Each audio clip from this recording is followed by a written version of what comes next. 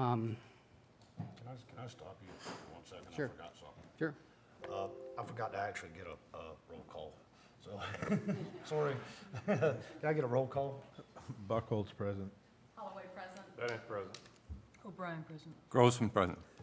Let it be known that Councilman Fulmer is out of town at this time, couldn't attend the meeting, so, all right. Thank you all.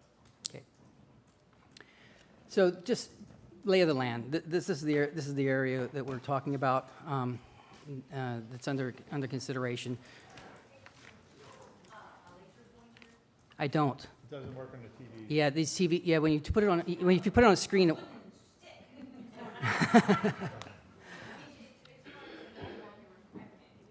Just the, With your mouse Um, it's in presentation mode, so your mouse yeah, doesn't work. it doesn't. It's not. It won't be that hard to describe. These are the parcels we're talking about. You can see the parcels in blue are what's currently zoned heavy industrial. That's the two furthest to the west there are the current footprint of where the concrete plant is now. The other heavy industrial parcel just east of that is right on the harbor that is not owned by Coastal Precast. We're focusing below that on the areas that are in red right now. That is what's currently zoned light industrial. The parcel right in the center that's green, that's zoned harbor. And so the request that has come in is to rezone that green one, that harbor one, to be red like the surrounding parcels. In addition, once everything is zoned light industrial, then there were some text amendments that were proposed that would encompass all the properties that are zoned in that way. So some of the comments and questions we heard prior was, well, what's going to happen if these things get developed in the way that they've been proposed? There's been talk of going after contracts, perhaps to assemble wind turbine components for the offshore windmills that are going up everywhere off the coast. And that's what a lot of this was going to be used for, as well as just lay down storage for the current concrete operations. Now, the concrete production cannot expand beyond where it's at. That's not zoned for that. It has to stay within the blue.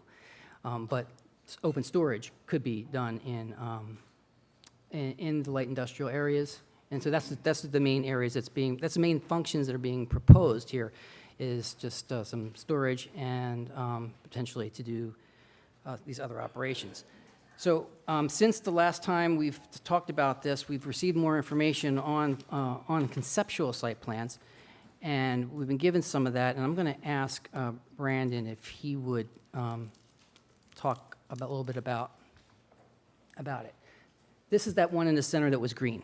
This is the one that's being proposed for rezone from harbor to light industrial. Good evening, everyone, council members. So this was probably the best concept we came up with to lower, I guess it gave us the least amount of mitigation for the wetlands. It actually keeps it under 1/10 of an acre of impact to wetlands. So you don't actually have to mitigate if that's the case. So what you're seeing here, the gray line, that's our trail for our mine jacks, which are our big gantry cranes to go across there on the wetlands. The yellow you see is lay down storage. We have our 2 outfalls up top. You have to keep outfalls separate from wetlands. And then all the green you see is basically a buffer zone, trees, vegetation, whatnot. And Where's the yellow? It's an outline. Everybody's knocking me on the yellow. I think I made it too light. Yeah. I was thinking my husband's colorblind and I know he's having trouble with that. Yeah, there, and then the 2 other parcels. Oh, okay. That's the one at the top of the road. Yeah. Can you point that out on the other one too? For this side? Would it help, could we angle that out a little bit more, or? That better?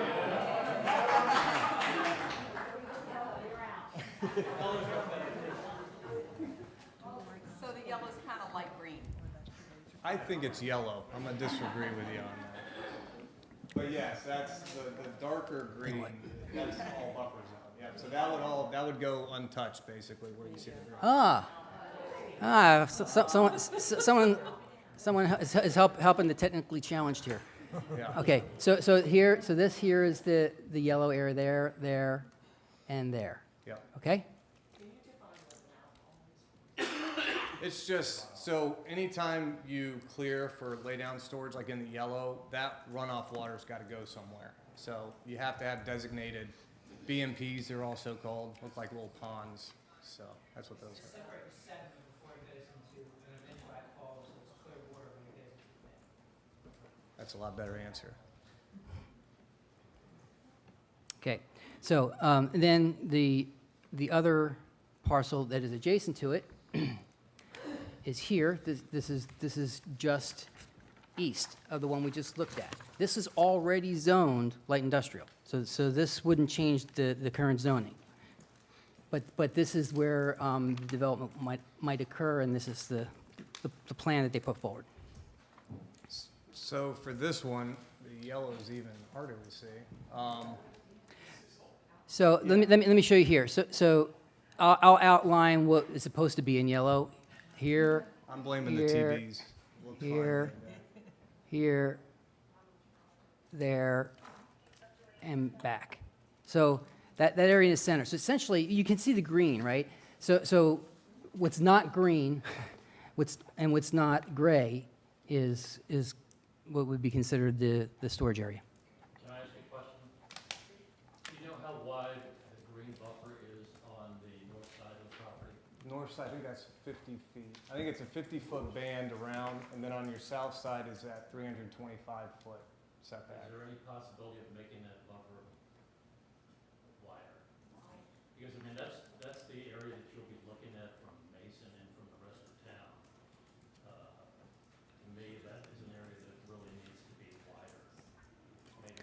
So let me interrupt for just a second and go back to this one. So we're talking about that large one off to the left. That is not going to be very visible from Mason. That's right across the street from where the big antenna is now. That big antenna, you can see the tripod looking. Yeah, you'll never see that. So you're not going to see that property from Mason. Just driving down the road, you'll still be buffered with a wider.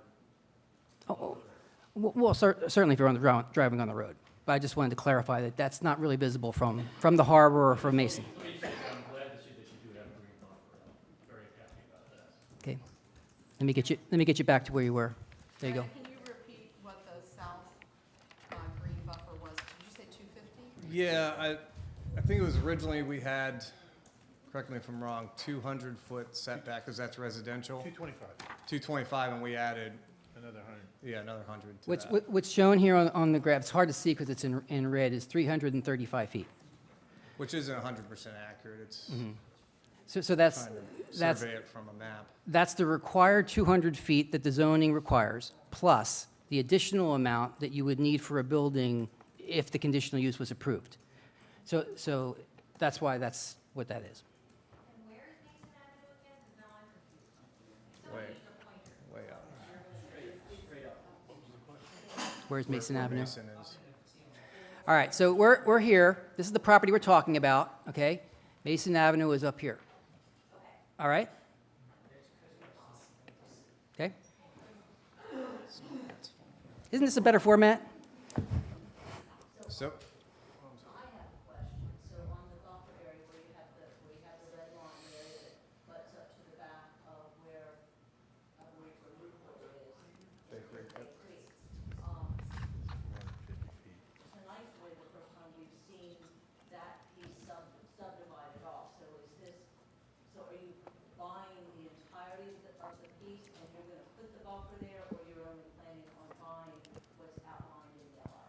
No, we're not buying that parcel of land. That's buffer zone that we actually requested, so we'd be further away.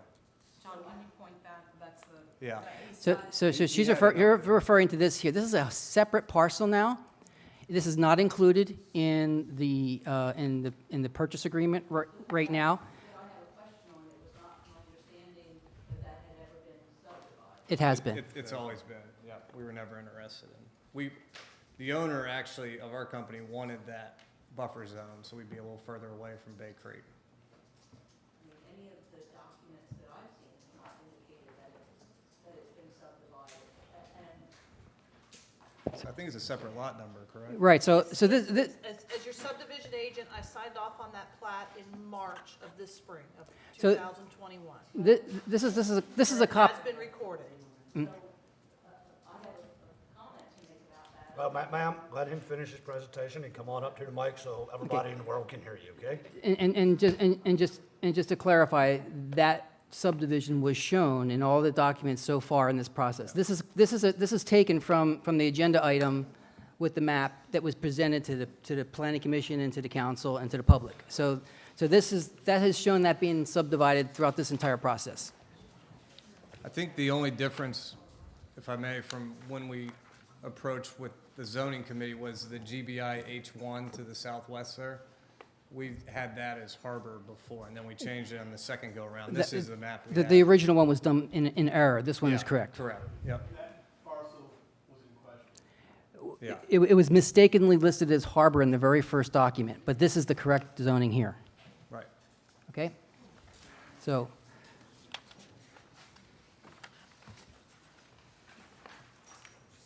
So, other than that, I laid out kind of where we're thinking the building, if there was a building again, would go. And that's a pretty large building. That's 200 feet by 800 foot, which is pretty substantial size.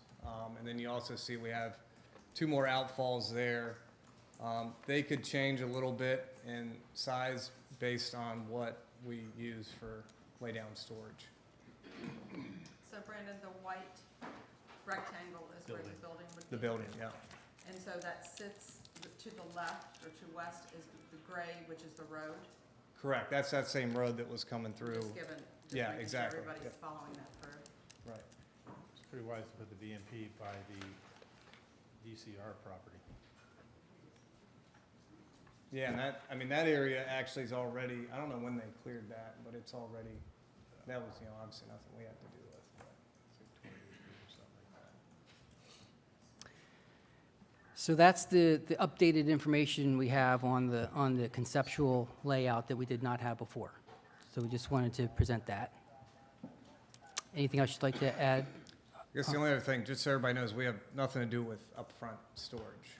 It's a completely different dude. So that he's referring to this here, that is not part of this deal, that's privately owned by somebody else. That's not part of this. Okay? Thank you, Brandon. Thank you. Ms. Thank Starr, you. you want to come up and ask a question now, please? It is. My name is Kim Starr, and I live at 223 Monroe Ave. Oh, my name is Kim Starr, and I live at 223 Monroe Avenue in Cape Charles, and I own and operate Chesapeake Properties, real estate company. We do sales and vacation rentals. So tonight is the first time I've seen that particular parcel where the red line is separated. I certainly applaud seeing the buffer over there.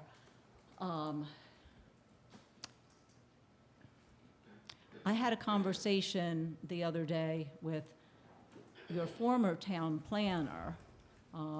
I recently sold her condo in town, and after we completed the sale, I asked her some very pointed questions about some things that were going on. And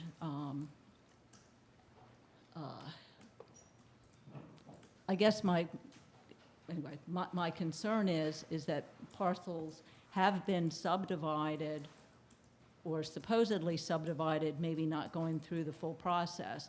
And I know with Katie Nunez, I mean, when did you officially start in town as interim planner?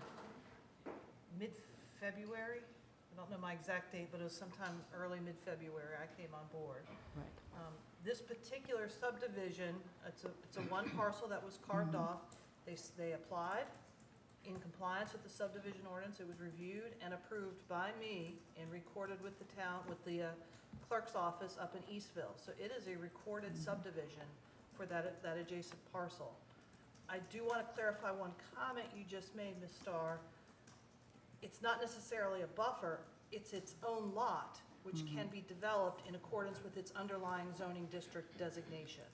I do want to make you aware of that. That's all. Thank you. But, I mean, for me, it's the first time I've seen that parcel was not included in the whole piece. And again, I mean, you were relatively new in town. I mean, literally here for 2 weeks before you approved that, so.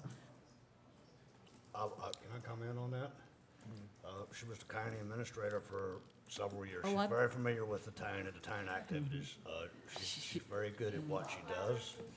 I know what you're saying, but in the planning commission packet, I believe, in the public hearing, and I know in our council meeting the last time, it was shown on the map as subdivided out. So, Well, I just personally have grave concerns knowing that, well, I'll just say due to the conversation that I had with the former town planner, that some things had been subdivided and might perhaps not have gone through all the proper channels. And so I'm just shocked tonight to see that. Okay. Thank you. This process went through the appropriate channels and was done correctly. Councilman Buckles? And one thing about that parcel that's been sectioned off or zoned off, it's still within its jurisdiction of light industrial, but being the setbacks, if we do put in that caveat of allowing a conditional use to apply to build a building, that property does not comply whatsoever. Because there has to be an additional 125-foot setbacks if it's over 50 foot tall. And it's 400 feet wide, so your setbacks are 200. There's no way you can build a building on it, period. Thank you. So, Okay. Hold on. All right. Just so you know. Hold on, So- a minute, John, I've got another. The Well, parcel on the Kind of want to side, have a presentation before we open up that little questions. sliver, you can't build a building I'm on gonna answer because the questions in setbacks are too presentation. far. They're too great for a building to be put on. So that, to give you a little insight, that's, Susan, I'm gonna let him finish the presentation, and then we're gonna open it up for more questions, and you'll be first, okay? Okay, so I wanted to just make sure everyone had the lay of the land here, and then I want to go over what I intend to cover here tonight. So it's not my job, not my responsibility as town manager or town staff to defend any particular zoning request, and that's not what I'm here to do. What I am here to do is to explain to you why town staff reached a positive recommendation on this application. To explain to you why, in our opinion, this is in the town's best interest. Now, I'm not asking you to agree with me. I'm not here to try to change your mind. I'm here to just get you to understand what the rationale was behind the decision. So, to do that, I have to kind of cover some ground, and then please indulge me. Zoning is a complex issue, and it requires, a community-wide perspective. Sometimes it's hard to look at an individual application. Sometimes individual applications can appear to be, not desirable, but when taken in a larger context, you understand why they might be useful. That comes into the concept of land use doctrine. That's one of the most important planning functions of any town. And if you don't follow your established land use doctrine, then you can tend to, you can sometimes fall prey to short-term needs or just very confined considerations. So what does that land use doctrine mean? So it starts with broad planning functions, like our comprehensive plan. that's a very detailed process where the community is involved, planning commission is involved, the council is involved, and you develop what the vision for the town is. You know, what is it that we're trying to achieve and how we're going to get there.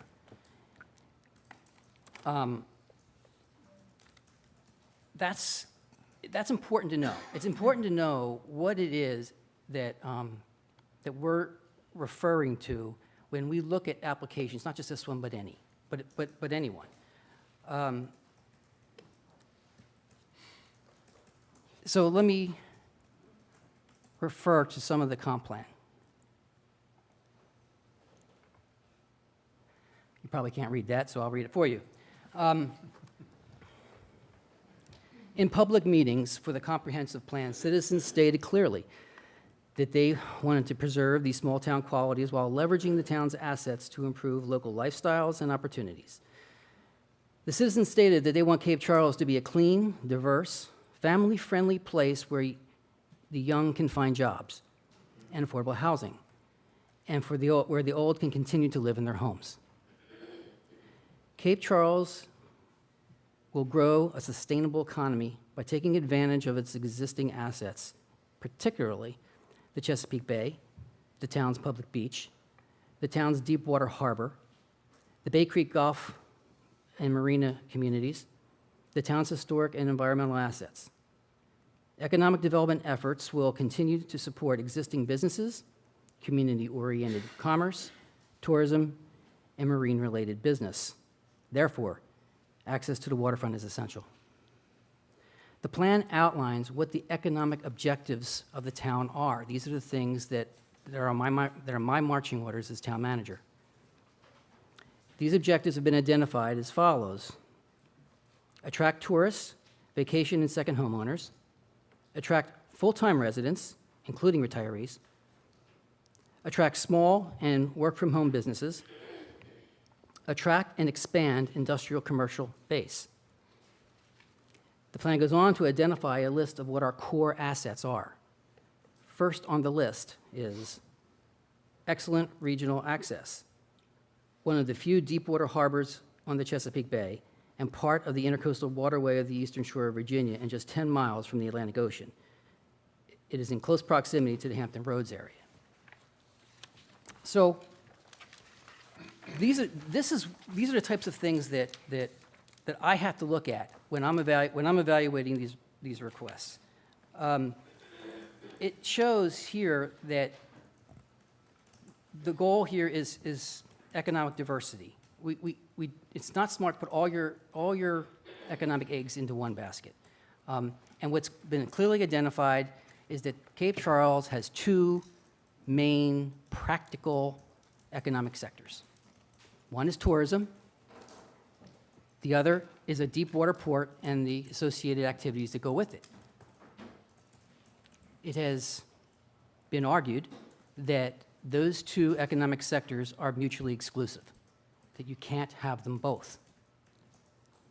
I would argue that the recent history and data would contradict that. And to show with some actual numbers,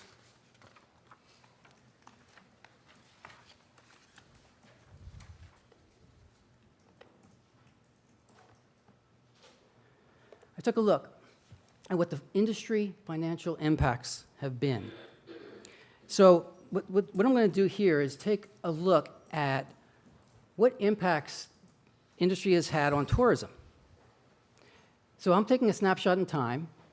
If you look at May and June, that 2-month period in 2019, and we look at the total amount of tourism revenue coming into the town, which is essentially transient occupancy tax and meals tax, is predominantly what that is.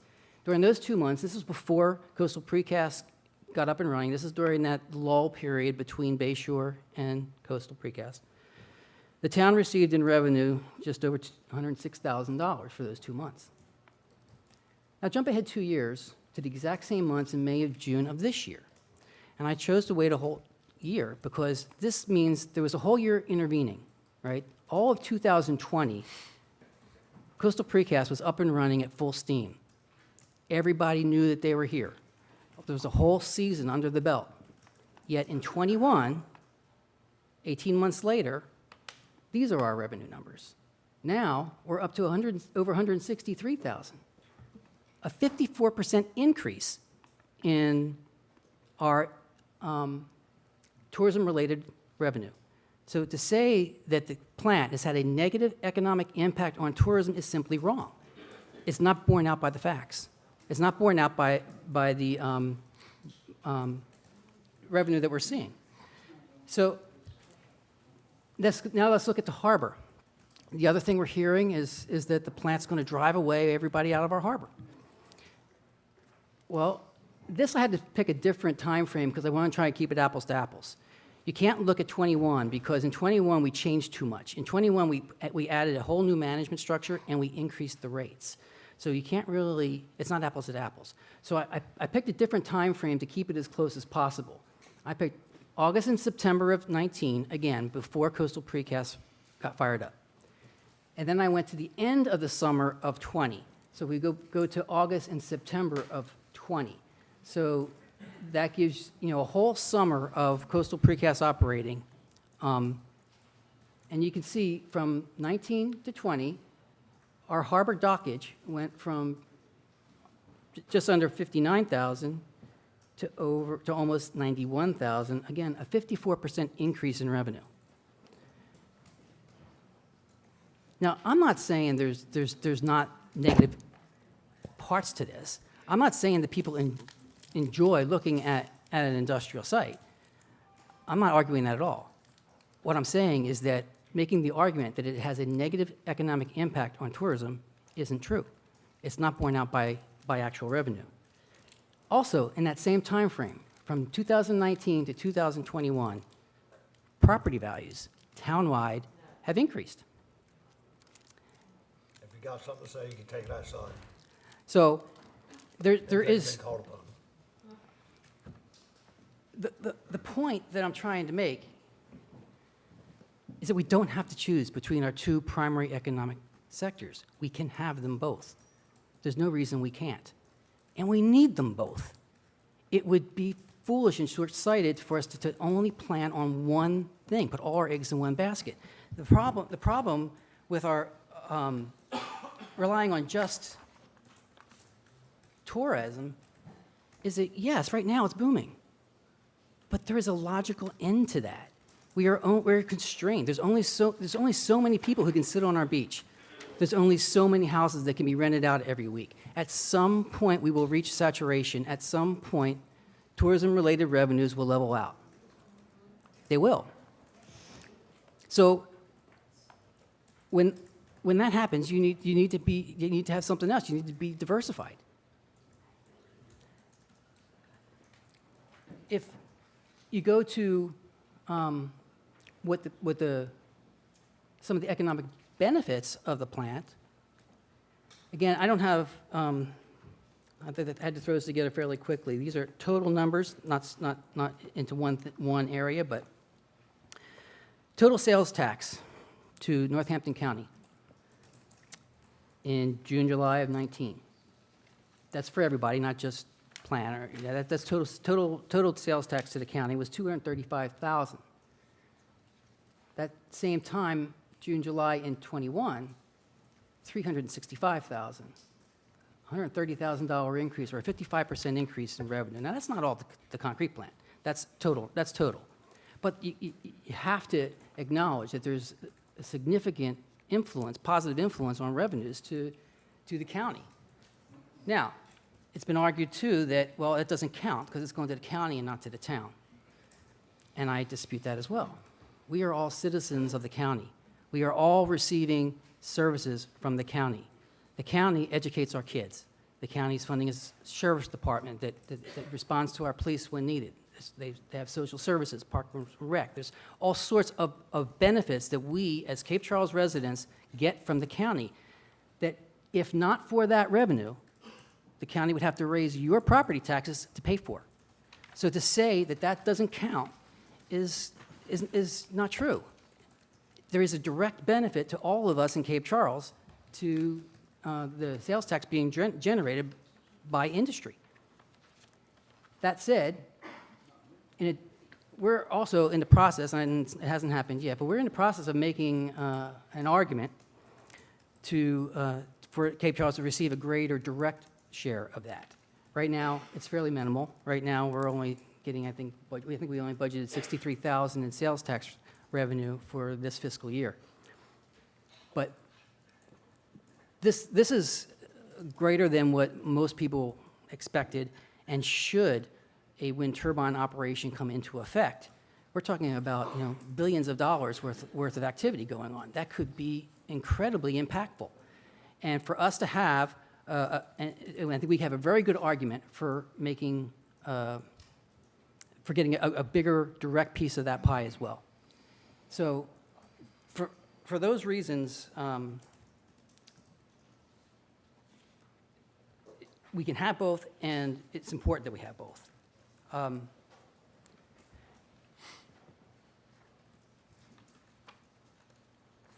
Now, everything comes at a cost, right? You don't get that for free. There's no free lunch. Yeah, there's going to be negative impacts to get those benefits. But what are we comparing that against? What do we get, right? So here, well, what does Cape Charles get?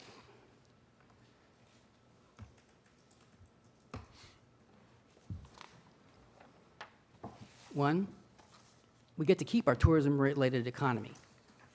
It's going to top out, but we get to keep that.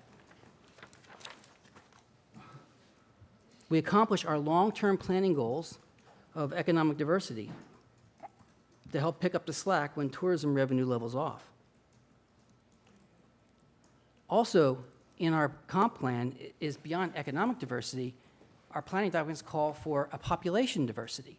It's that we hope to become a more vibrant community with more diverse types of people here, with people with working people with families. Well, you can't have that without jobs and housing. Jobs is the first step. This gets us to that other long-term goal of the comp plan, and that's jobs. And then we get the additional revenue that's being generated that we don't have now. What do we get? These are the things we get. What's it cost us? There's going to be a cost. There's always a cost, right? I don't want to be too crude about it, but it's going to cost us some trees. It's going to cost us some noise. It's going to cost us some visual impact. And I'm not here to convince you of anything. I'm just saying that there's positives and negatives to everything.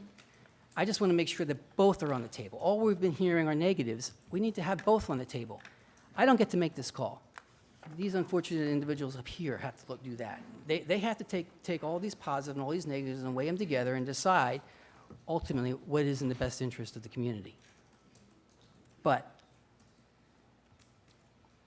considering the fact that our planning documents have for decades contemplated this type of activity and contemplated where it should occur, that if negative impacts were going to occur, it was always decided that they should be confined to the south side of the harbor. And that's why our zoning documents were designed the way they were in compliance with our comp plan, so that that's where that activity would occur if it occurs. So, from a purely objective, professional review of this, changing that one area to match the area around it, and the relatively minor changes to the text amendments that go with it, which essentially add storage and a conditional use option for a larger building. In my professional opinion, as a municipal manager who's been doing this for decades,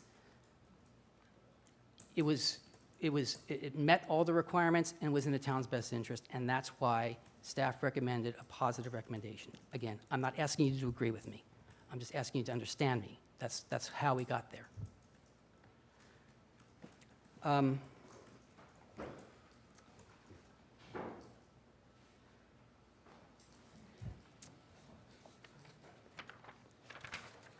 What, Yeah, Ms. Idemann's gonna come up and ask hers first. I promise her first, so you can go after her, sir. so, all right, go ahead. You can ask questions. Ms. Idem? Smitty, can we bring up Google Maps or something so we can get an overall aerial of the whole town? Can you do that, John? Or the Northampton County GIS? I can I- do it. That way we can see where it is in proximity to the town and basin. and Yeah, all can that, you, so take a look. can you go back to the zoning map? Because that's my question. I can do it. Let's ask, have her ask her question first. Is that what you wanted? I have a couple just housekeeping questions. My 7th grade teacher, Mrs. Paul, always said, if you have the question, chances are someone else has it, so ask it. So, I said, my 7th grade teacher, Mrs. Paul, always said, if you have a question, chances are someone else has it, so ask it. So I have a few questions. I'm Susan Idem at 646 Tazewell Avenue. The agenda packet that came out for the July 13th meeting had this map in it.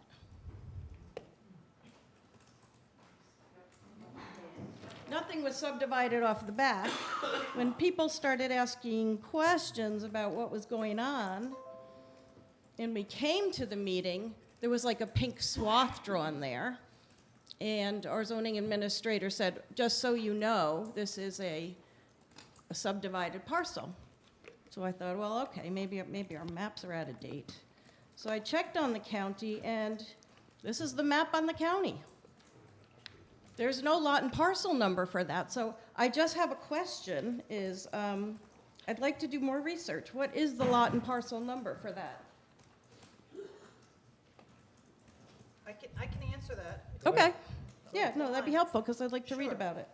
In the county records, in the Commissioner of Revenue, who maintains all the property records for the town and the county as a whole, they keep their maps current as of January 1, ownership and creation.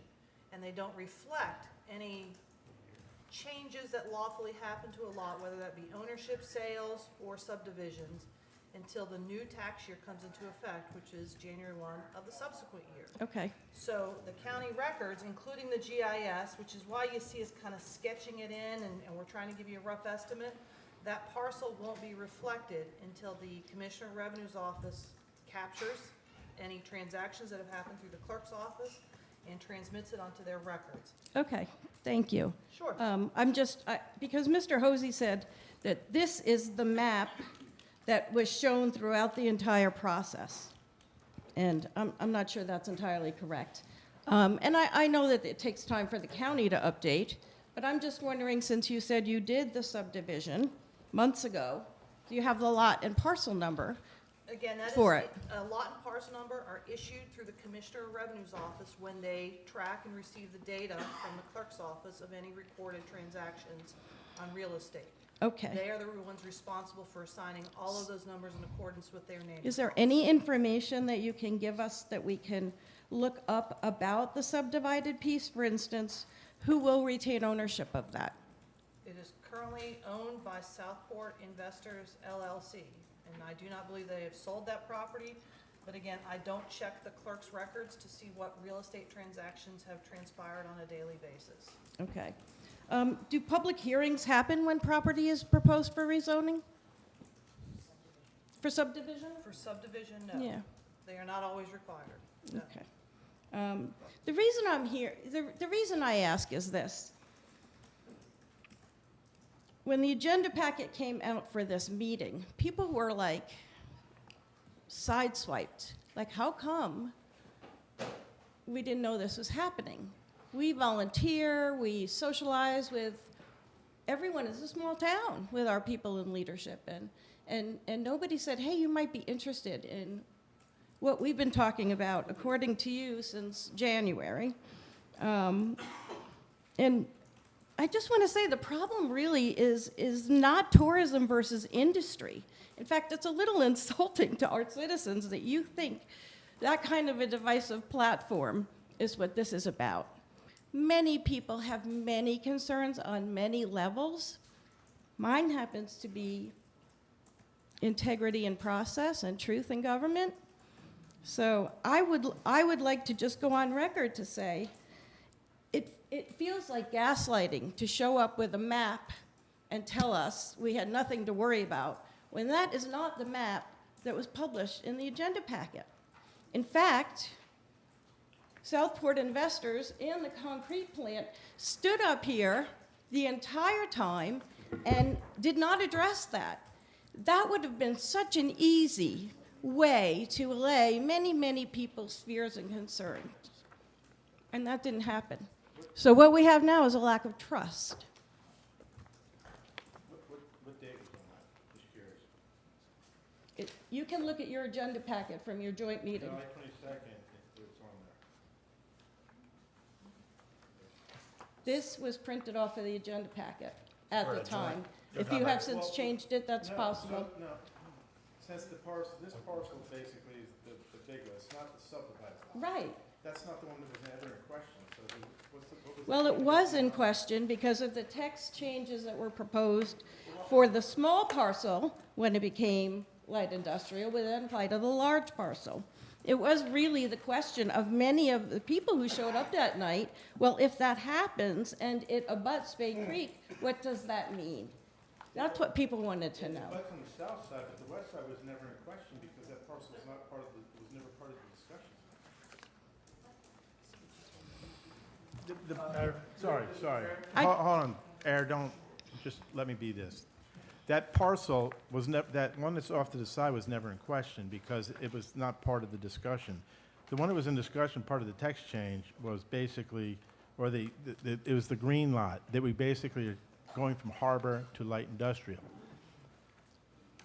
The whole text change is for all light industrial, which is the red, all the red. Correct. So, but also the setbacks, if you One knew the minute, sir. setbacks based on that, you have 400 feet or 200 feet of setbacks from the property line to build anything. That parcel's 400 feet, you can't build on it. That parcel was not in your original agenda But packet.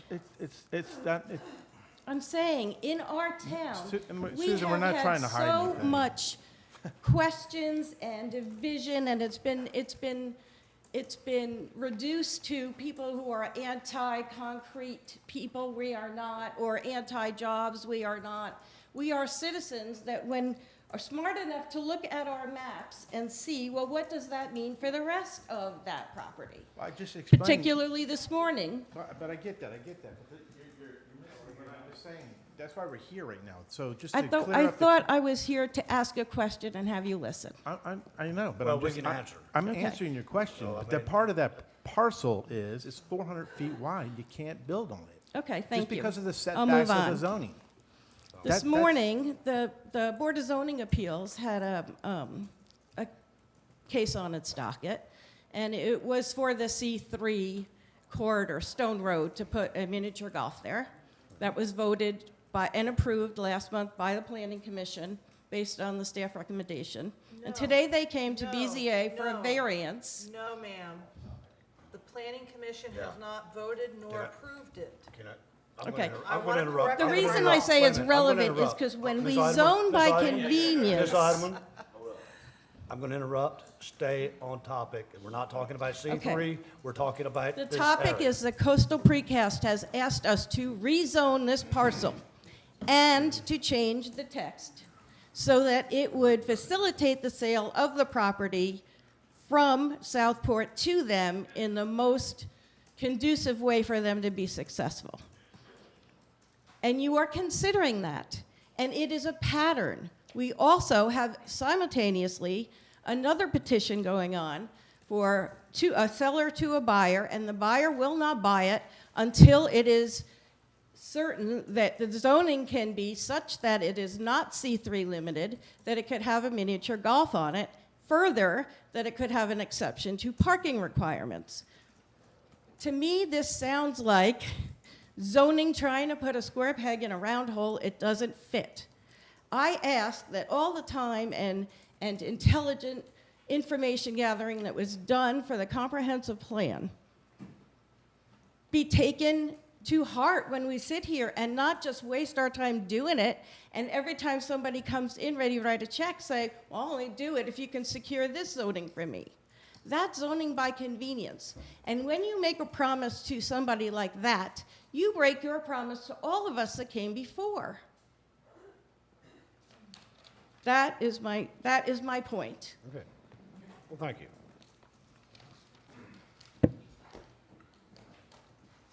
Thank you.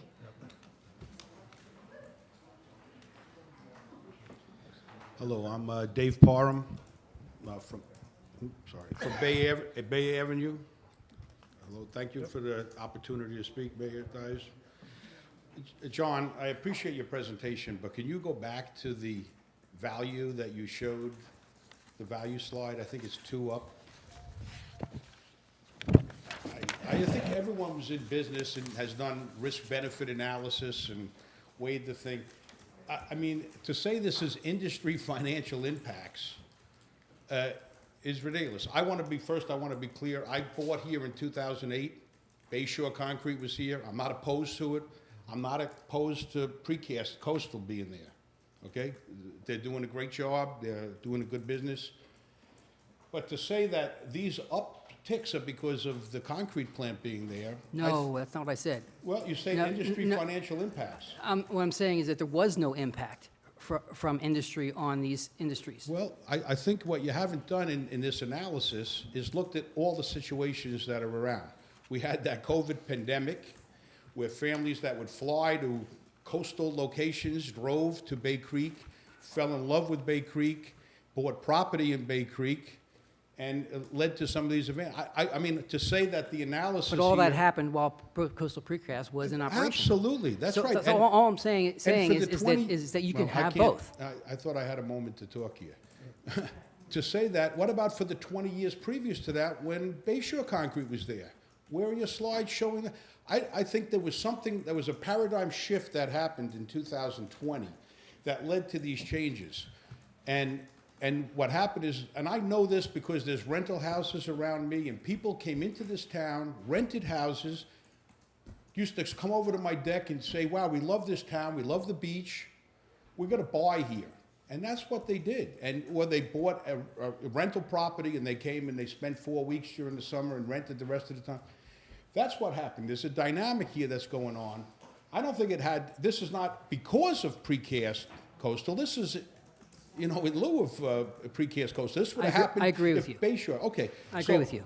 So what I wanted to talk about was what is the real economic benefit to the town of Cape Charles for coastal precast, right? We talk about the tax benefit, and that goes mostly to Northampton County. We get a pittance of it here in Cape Charles, right? Compared to the real estate tax that all the residents pay. And when I look at what happens when we talk about employment, I keep hearing, oh, it's creating jobs, it's creating jobs. Well, how many people are employed from Cape Charles at Coastal Precast? I don't know if there's anybody employed from Cape Charles. And in Northampton County, I heard, we're part of Northampton County, I agree with you.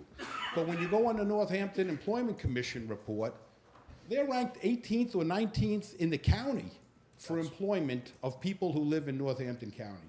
Hardee's, McDonald's, Food Lion are ahead of it. As a matter of fact, they're just one spot ahead of the town of Cape Charles, which has 41 employees. So that would tell me that there's less than 41 employees in 2020, I don't know about 2021, from Coastal Concrete. So all I'm asking is when you do a risk-benefit analysis to what the real value is to this town, and are the people that are being employed from Coastal Precast, are they moving into town? Are they buying houses? Are they going to the restaurants? I mean, this has to be investigated. Or are they driving in from over the Bay Bridge Tunnel to come to work? We don't know this. We've never heard a solid answer on this. And I'm not opposed to Coastal Precast being there. What I'm opposed to, and what I asked the town council to be opposed to, is the zoning changes, the amendments to the text. You showed the other slides earlier that said this is all laydown area. But yet, why are we asking then to allow for outdoor manufacturing, which would be more similar to M2? And I think we've had that discussion, and there's no reason for a change if their real intent is to just use that for storage. Outdoor storage, fine. They have the indoor building they're building there, that big building. Are they doing some assembly in there? Fine. Why are we asking for outdoor manufacturing and outdoor sirens. And my last concern on this is, I think that Coastal Precast has been a good neighbor so far. I think they have done what they've said they would do. I'd like to see them add some tree-lined buffers around the property on the north side. But I'd also like to see what, you know, are they really going to do this? And what happens when they sell that property? Who do we know who's coming in 5 years, 10 years, or after their business is done in 20 years? Whenever it is, we don't have no idea who's going to buy that property and what they're going to do with it. And I think it's the town council's responsibility to protect this town, not only for today, but for over the next 20 years. And I'm not opposed to industry. I was in industry my whole career. But we have to do a risk-benefit analysis here and make a judgment on what's going on. And I thank you for your time. If anyone knows how many employees... I actually got a couple of things, if you don't mind, Mr. Parham. Sure. I started as harbor master in 2005. There was not a restaurant or bar in town except for Becca's, I think may have just closed. This town built up since 2005. It started in 2006 and 7. And it built up with Bayshore Concrete there. It grew. You come here with Yeah. Bayshore Concrete there. And I can tell you, Bayshore Concrete was a lot worse than Coastal Precast ever was. So the town, I mean, you've seen it yourself. If you've been here since 2008, you have watched the town grow with a concrete plant sitting across there making noise with sirens. The sirens, they need going back and forth. If you've been in industry, that gantry crane that's gonna be lugging those pieces back up and down that road, there's gotta be signs. There's OSHA. I mean, they have to deal with bigger powers than town council. And I know they've been working with us and stuff, but they have to deal with other powers than town council. I don't disagree with you about the numbers. I do think Coastal Precast has been good neighbors, like you said, so, but I do appreciate your comments, so thank you. And just to comment, I did not say I was opposed to the concrete. I came Right. here when Bayshore was there. I've been here with Coastal Precast, and when I have had the opportunity to meet with them, and they've done everything they said they were gonna do. I mean, there's been some issues, I know, but I think they're willing to work with the town and solve these issues, and I'm not opposed to the plant being there. I think it's good that the plant's there. So I'm opposed to the zoning changes, text changes being proposed for the light industrial, because that was not the concept, I believe, was for that property. And the other thing, correct me if I'm wrong, but I think those numbers coming from Northampton County was like in February or March of 2020. They opened up in the fall. When I met with them before they actually opened, when they first purchased the property, they told me they were looking at 40 to 60 employees. That was it. And they've grew. They've seen stuff, and they've grew more than they thought. So it's... The initial report was from the first quarter of 2020. The numbers that I have here now are from the fiscal year 2020, the entire year. Could we ask what their employment is right now? Yeah, I was going to ask, Brent, would you tell them what the employment is and what percentage of those employees live in Northampton County?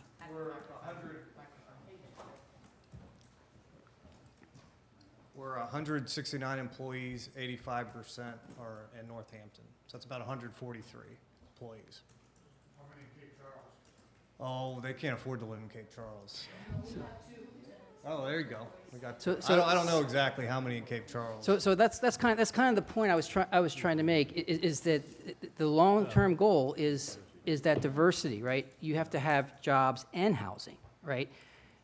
So jobs is part of it. We don't have the housing part figured out yet, but you got to have the jobs. And while yes, maybe Hardee's has more employees, they're probably not They're probably well-paying, working 20 benefited hours jobs. a week, too. Right. Yeah.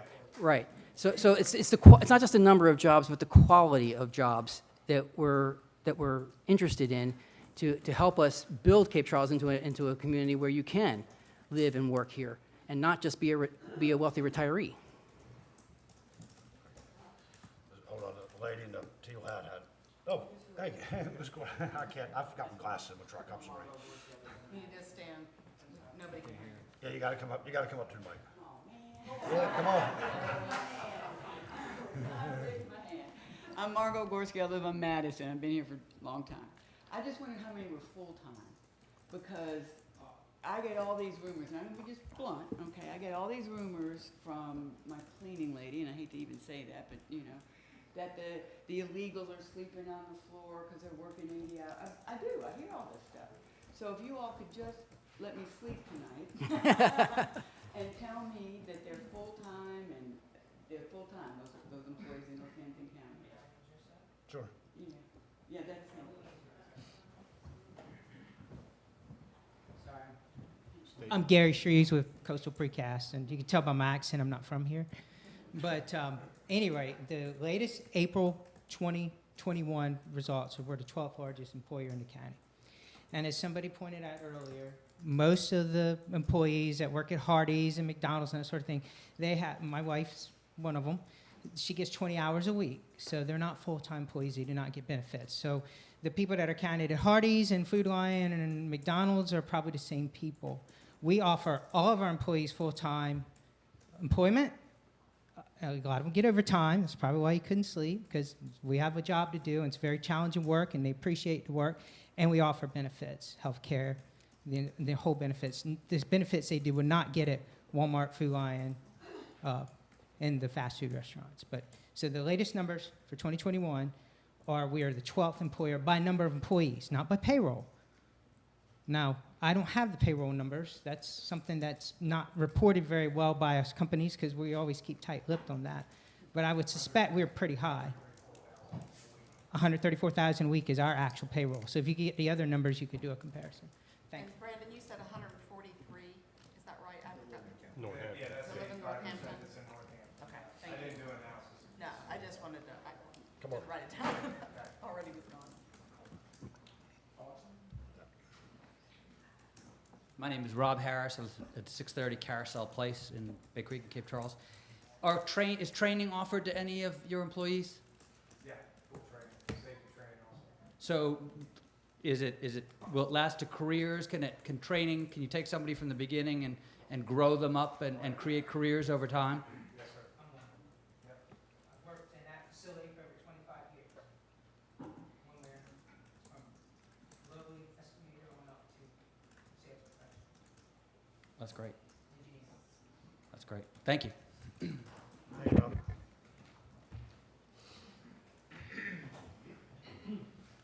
Mayor Dyes, council members, my name's Kevin Cosgrove. I'm a lawyer from over on the south side. I represent several of the citizens in here who are the concerned citizens for Cape Charles. I'm going to try to ratchet the pressure down a little bit here. One of the it's our understanding that the Cape Charles water system is on a well.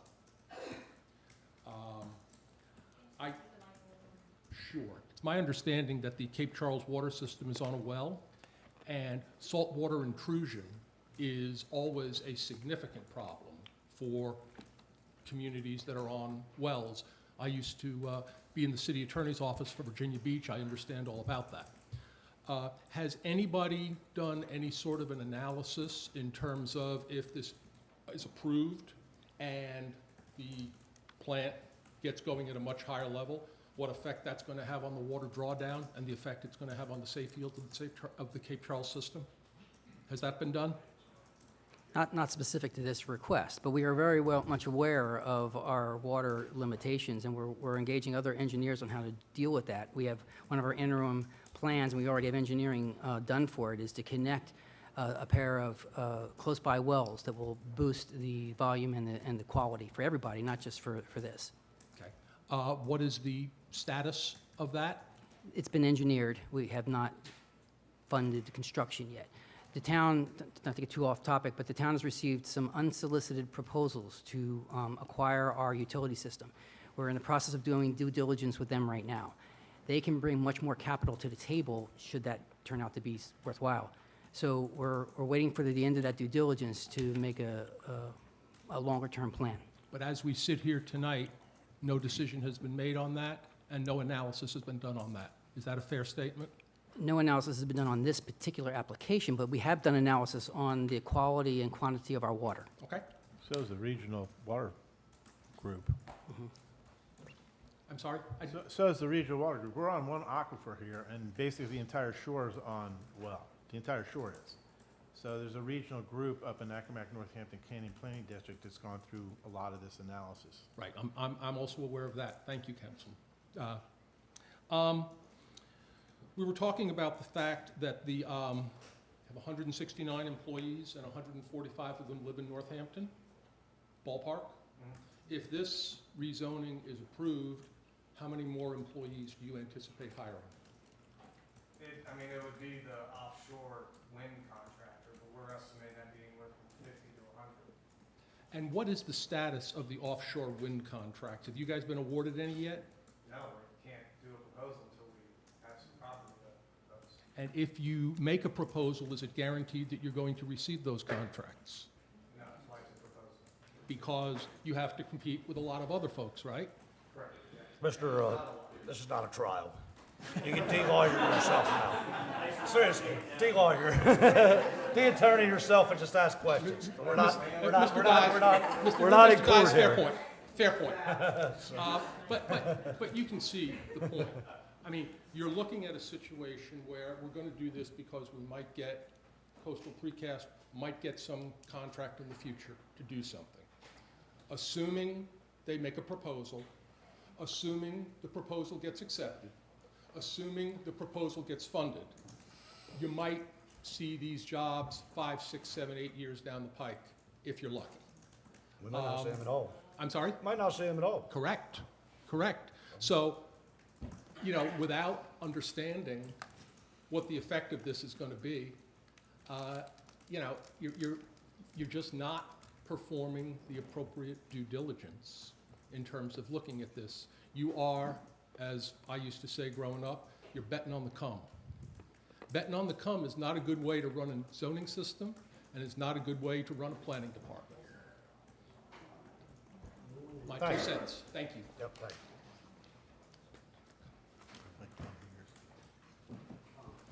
Council Mayor Joe Cicero, 237 Monroe Avenue. Been here since 2013.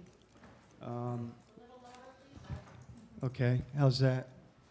Good? Okay. All right, a little bit about me. I spent 35 years as a newspaper journalist. I worked for the Virginian Pilot 22 and a half years. I oversaw investigative reporting. I ran our entire news staff that covered local government. My career, my passion has been transparency in local government. I've been active with FOIA. I've been intimately involved in investigations into town government and the way they make decisions. And frankly, I have to tell you that I'm appalled by the way this council has handled this matter. Appearances are appearances and facts are facts. And right now, we're trying to discern which is which. There are a lot of unanswered questions about how this process has gone down. We've recently FOIA'd information that Mr. Housey has provided, and if you take the time to look at that, these are correspondence between Air Baldwin, Stephen Bennett, your mayor, and people at Coastal Precast. There are relationships, professional and business relationships between these various entities that we need to know more about to probe whether there are conflicts of interest. I think there are based on what I've seen. I'm certain there are at least appearances of conflicts. I have sent Mr. Bennett 2 emails to which I have received no response, asking him to explain his relationships to Air Baldwin and his company's relationships to Mr. Baldwin and to the company, to the plant. I have received no answers on those. We need time to sort this out so we are confident that the decisions you are making are not in the interest of 1 or 2 people, but are in the interest of this town. And right now, there is a shadow over that. This is being rushed. This is, by definition, a zoning for convenience. There is one person benefiting from this. Why does it have to be done immediately? These guys aren't even sure they're going to get the contracts that they're after, as the attorney has just pointed out. So that's, I don't get involved politically. I came over here to get the hell away from all this sort of thing. I'm tired of it. I lived it my whole life, and it takes a lot to get me worked up. And frankly, the flashpoint for me was when there were clams being hauled down Mason Avenue. I know, Mayor, You're it's a off different, topic. it's a You're off- complete. you're off I topic. know, but don't admonish me. You're here to listen to me, I not am, to but you're correct off me. So topic. listen. No, you're off topic. No, well, you've been off topic, and so is everybody else. Now, you listen. And, you know, don't finger point and Don't- threaten to throw don't me out of threaten here, me. because that is, Don't you're being, threaten me. you're being defensive, and am you're not. not I'm just saying listening. you're off And topic. that is Stay part on of the topic. problem here. This is part of the reason why people in this town are upset. That's all I have to say. I have one thing to say, if you don't mind, and that is that I will address your concerns next week at the council meeting. And I only received one email from you, and that was yesterday about 1 o'clock. So if you've sent two, you might want to resend the other one. I sent it to your business address, your business email. Yeah, I didn't receive it there either. Well, I did send it, but I can resend it. Same email? Next part, if you have another one, I'm happy to send it. No, I'm just asking, was the context of the email the same as the one you sent to my council? Just asking you for a response, just asking you whether or not you received the first one, and I'd like to. I did receive it yesterday. I did not read it, however, until last night. Okay, thank you. Can I just a water concern really fast? Sure.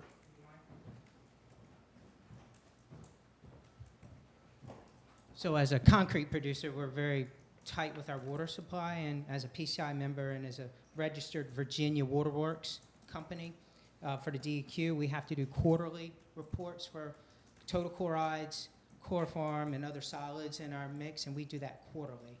And we don't have any anomalies, so if you want to look at some of our reports, we're welcome to share if you want to pull some of the data.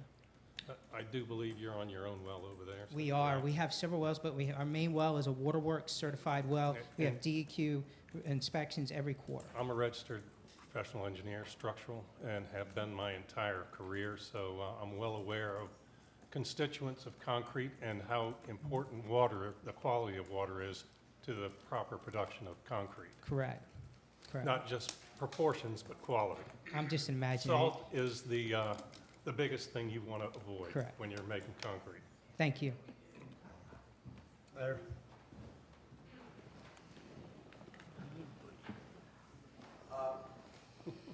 Two things I'd like to address is the map. And when I came here at the Planning Commission, I got really upset. One of the reasons I was upset was the map wasn't correct. But I did make a point that night to say that it wasn't correct and that the real map did have that subdivision done back in February. And if that's questioned, then I guess people should go get the minutes or the whatever recordings from that night to check that. Thanks. Second thing is about water, is that one of the things that happened when we had an annexation agreement here was that the concrete plant was a huge employer. And when they annexed the Bay Creek property in, they kept the concrete plant separate and its own water company. And I believe that R.J. Nutter was involved in doing that. I think the state of Virginia was a part of doing that. And that's why the concrete plant has its own system. So I don't think it's fair to bring those two into the same conversation. There are two different water systems, and there's a reason why. And so people should look at the facts about that and just not assume that he is drawing from the same aquifer and the same depth and at the same level as what the potable water in this town is, because it's not. It's two different systems. So like the Planning Commission night, yeah, the right map wasn't up there, but one of my angry moments is that we were talking about things that we didn't have all the facts up there. It was a mistake by somebody. It was a simple mistake.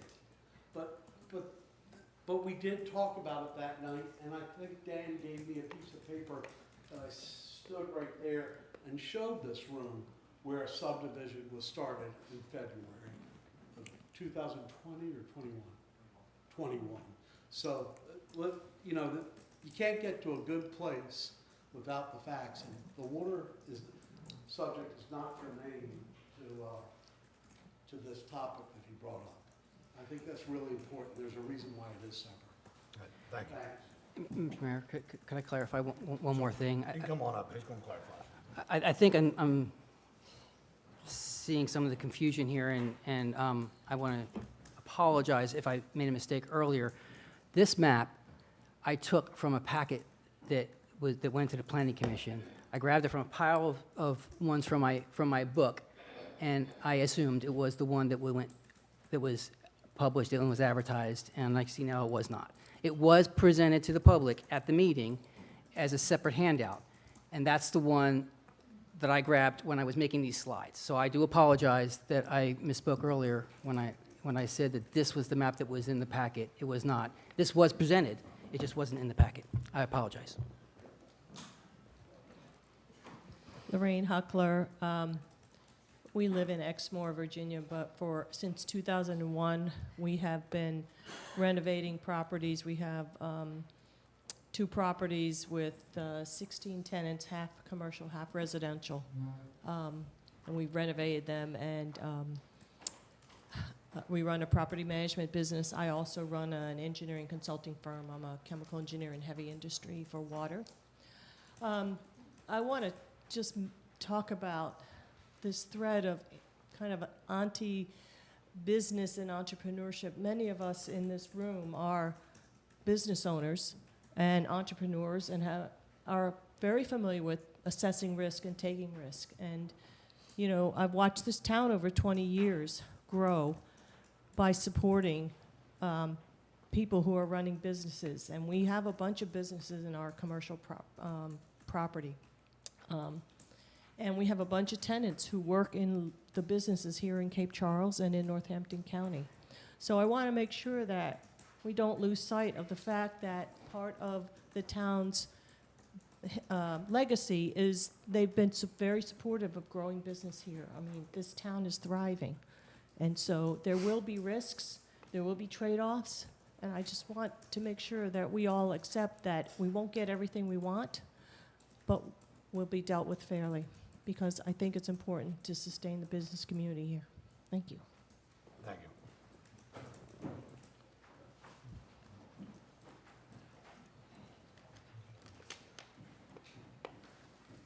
Hi, my name is Laura Wygand, 632 Madison Avenue in Cape Charles. There was just a couple of things that I wanted to ask is... Laura, can you pull the microphone closer? Sorry. Sure. Thank you. There's a couple of things I wanted to ask that I find that there's a little bit of convoluted information going around, and it's not completely clear cut. I came to the presentation, the joint presentation, and I'm not against industry. I'm not against anybody running their business. But what I am against, as some people have stated before, is as a resident, and this being my home, granted I moved here recently, but I have owned my home for 5 years. But I came here because this is where I wanted to live the rest of my life. I quit my job in Los Angeles to come here, and I worked as a government contractor. So some of the things that I find a little kind of funny was people were saying how it's raising money, the sales tax. First of all, when you do government bidding, which I've done for 9 years, you don't pay sales tax on what you sell to the government. You don't pay sales tax when you're a wholesale, you only pay sales tax when you're a retail industry. And so that's where I kind of got a little bit confused. The other thing that was concerning to me was the lack of research on the environmental impact and of changing that wetland to industry. And that's where I just feel like it's just kind of being rushed. I feel like we need to see as the public a little bit more of the results of these environmental studies if they've been done, and if they haven't, please do them. You know, I feel like that's something that definitely needs to be done. You know, we lived very close to a Class A landfill that they were trying to build a big, huge Empire Disneyland-like hotel that was going to affect our water systems. So I know what it's like to not see the environmental impact before things start moving with development. So, and again, when you guys came up and said, you know, the jobs that we're opening. Hey, I just quit my job in Los Angeles. I was the first one to go on your site and say, what's there for me? What can I look for? Because I want a full-time job that can support me with benefits like I had back in LA. And I couldn't find anything but a backhoe operator. That's just not my forte. So, They'll train you. but I can do government contracting. But so I'm just saying, I just wish there was a little more trust kind of going on. I think there's a lot of, I mean, there's a lot of like misinformation on both sides, and I just feel like we need to see some environmental impact studies. We need to see really some of these jobs, whether they're Northampton or Cape Charles, you know. And what kind of jobs? Are they going to be specific industry related, like heavy machine operators, or will there be like a diversified economy within your company kind of thing? So that's all I had to say.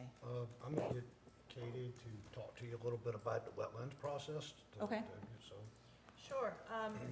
As with any project that wants to develop on property that might have wetlands, and this one clearly does, and we've seen how they potentially might advance a proposal, the town follows the state process, which is a joint permit application that is filed with VMRC, which is Virginia Marine Resources Commission.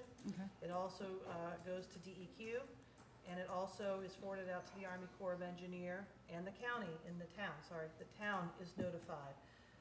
In particular, because this town does not actually, through its wetlands board, does not administer non-tidal wetlands, our review and oversight of it would be nominal. We would indicate that no permit is required through our wetlands board.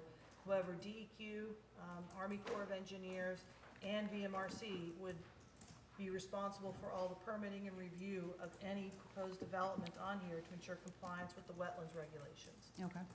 So that's not a process that can happen in advance. It has to happen with a very specific project submission.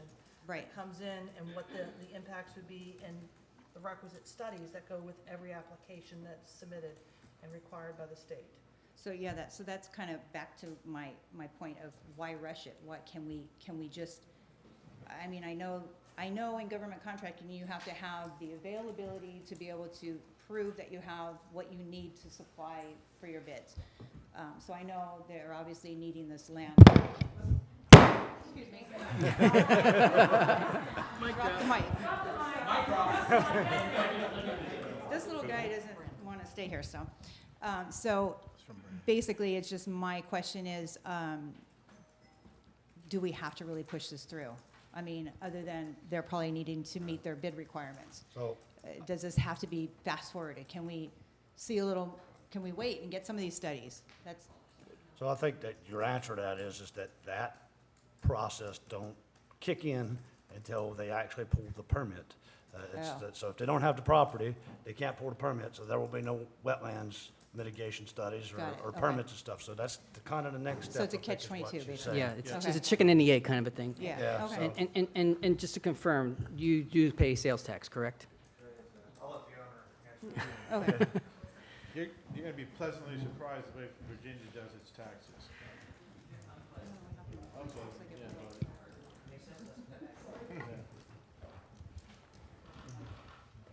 Do we break it?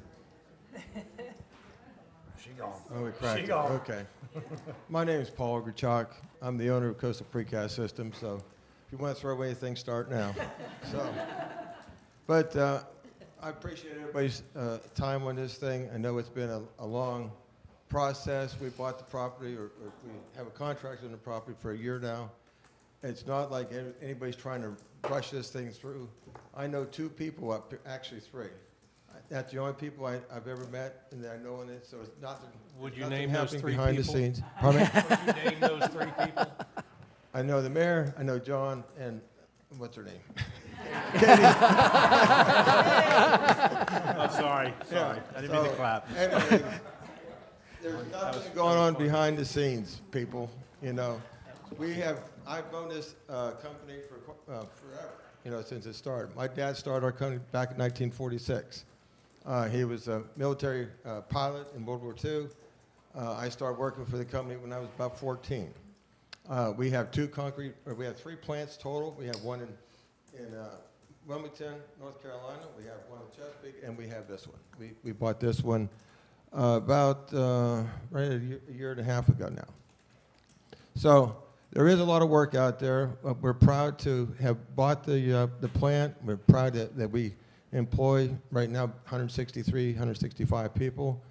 There are full-time people. Our payroll, as Brandon says, runs about 150. We did peak about $200,000 a week back probably about 6 months ago. We had a lot of work going on. We have a lot of work going on right now. We've got our company approximately have about $200 million worth of backlog right now, and about 75, 80 of it belongs over here to Cape Charles.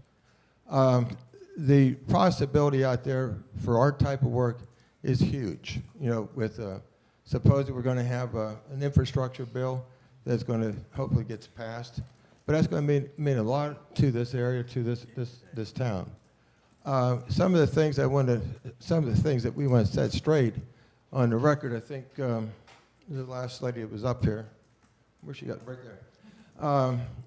She might have been a government employee and stuff, and dealt with it.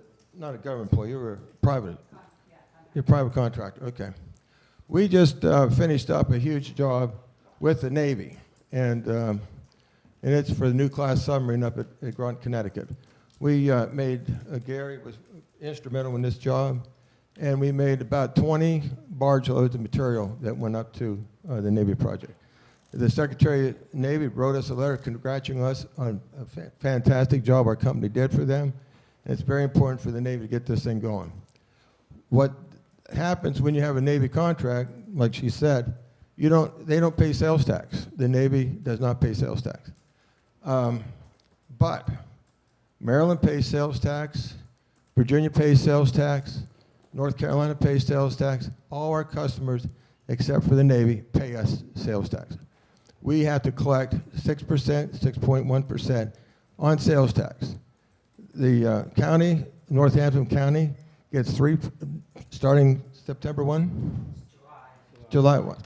Starting July 1, we're collecting 3.1%. Pardon me? 3.18% sales tax that Northampton County is getting. You guys need to work hard to get more of your share from those guys. Amen. If we're doing $50 million a year in this location right here, you're looking at close to $1 million of sales tax that we're going to generate for the county, and that's a lot of money, you know. And that's just starting. So you guys didn't have that before we came here, and that's going to affect your property taxes and so on, if we don't collect that for you, you know. So, and we intend that we're going to grow this company up here. There's no reason why we can't grow this company. So. So what I would just cut this short. There's nothing going on behind the scenes. We all, as one of the guys said, you said over there, we do what we say we're going to do, and we're not done yet. So just appreciate your time. Appreciate everybody for showing up here. If you have any questions, I'd be happy to answer them. Thank you. You'll answer a question? Sure. What are you going to do for us? Well, what can you do for us? You know, can you provide our people with affordable housing? That's what we'd really like to see. We can't hire. You don't have that many local people over here that want to do our type of work, you know, and they can't find a place to live. And that's not an exaggeration. I think everybody can appreciate that. They can't afford a $300,000 or $500,000 house, you know. For you guys, we're going to clean up our place. We've already spent $60,000 recently just in dust improvements over there. Somebody commented a couple months ago that we thought those guys shut down. We don't hear them anymore. You know, well, we're not shut down. We're building. We have 2 big buildings that we have constructed this year, and most of the production that Bayshore did, actually all of the production Bayshore did, was outside. We don't like to work outside. It's too windy, too cold over here in the wintertime, too frickin' hot in the summertime. So we want to be inside. We're more productive inside, and we're more productive and get the work done. And our employees are happier doing that. So we are going to be building buildings. We're going to be quieter. We're going to be less dusty. And the alarms that we have on our equipment, we have them turned down about as far as OSHA will let us turn them down. And they used to be pretty darn loud. Now they're more of a acceptable beep, beep, beep, you know, so but they have to have it. Go ahead. Why do you ask the rezoning ordinance to change to outdoor manufacturing if you want only indoors? We don't know exactly. Here, somebody's asked me that question 10 times. What are you guys going to do with the building? Our answer is we don't have any plans for it right now. You know, I'm talking about for the new property. You know, we've had probably probably two or three outfits that came in, and they're foreign outfits. And the offshore wind thing is going to be a big deal. You know, particularly if Congress and Joe Biden approve the infrastructure, and a lot of that has to do with, you know, renewable energy. We're in a great position to do something with it. We're in a great position to even come up with foundations for these things. The talk that we've had some talk that one of the outfit wants to build, you know, a several 100,000 square foot building to maybe construct the carbon fiber blades over here instead of trying to haul them all back from Europe. You know, why would we want somebody in Europe build these things? Go ahead. Yeah, but That would be indoor. That would be fine. so my question is, why do you ask for outdoor manufacturing? Because at this point, that might only be a 5 or 10, 15% chance that would happen. But would you be satisfied if that line was removed from your application? No. We would want to have the It opens the door to too many unknowns for the citizens of Detroit. well, you wouldn't even know we were out there working with the buffer line that we have, you know, earmarked for around the property. With the woods out there right now, you can't even see 40, 50 feet into the woods. We primarily asked for this for a laydown area, because the product we make is 185 to 200 foot long. We can't store that in the building. But the storage isn't one thing, it's manufacturing I'm talking about.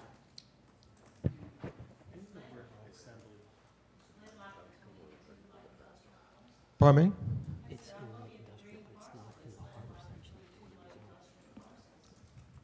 Well, that's one thing I want to comment too on. The zoning for light industrial is so restrictive that you can't even do it. Pardon me? Well, the heavy industrial is more restricted than the light industrial. And the light industrial is so restricted that it's very little you can do actually on the light industrial. So that's why we've asked just for a few minor changes in the wording. And what Brandon did, he compared this zoning law to Virginia Beach zoning law. And it's quite a bit different. And all we're trying to do is, you know, try to get you guys to be more in line with what other town or cities of this size and waterfront cities are doing, you know. Everybody wants a little bit of industry. Nobody wants a lot. And here again, we have no plans on putting an asphalt plant up there or even a concrete plant. All our production, all our big production would be built on the existing property. Go ahead. Assembly. Can you speak more to, you said one of these contracts, if we get it, will build a several 100,000 foot building. Pardon me? What about it now? You just made a comment. You said if you got one of the contracts, there would be a several thousand square foot building. I said, to clarify it, that may happen. I don't think the chances are that good, maybe 10%. You know, here again, it's all in odds. But we've had one outfit talk about that they would, instead of bringing these big blades that are 300 foot long, instead of them bringing over from Europe on a ship and have them make them in Europe, we would make them here with our labor. And they would have to be built inside of a building. You know, they'd have to have that type of condition. It'd probably be air-conditioned building, dust-free, the whole bit. But yes, that's a possibility. And where do you envision that sort of operation happening? That would be in the middle of that, in the middle of that one right there. Where the building is. Yes. There's a slide for that. And do you know who Upfront Storage is, and do they have a connection with any of your potential No, contracts? we have no idea who they are. We just know that they're some kind of a possible boat storage place. That's all we know about them. Thank you. Sure.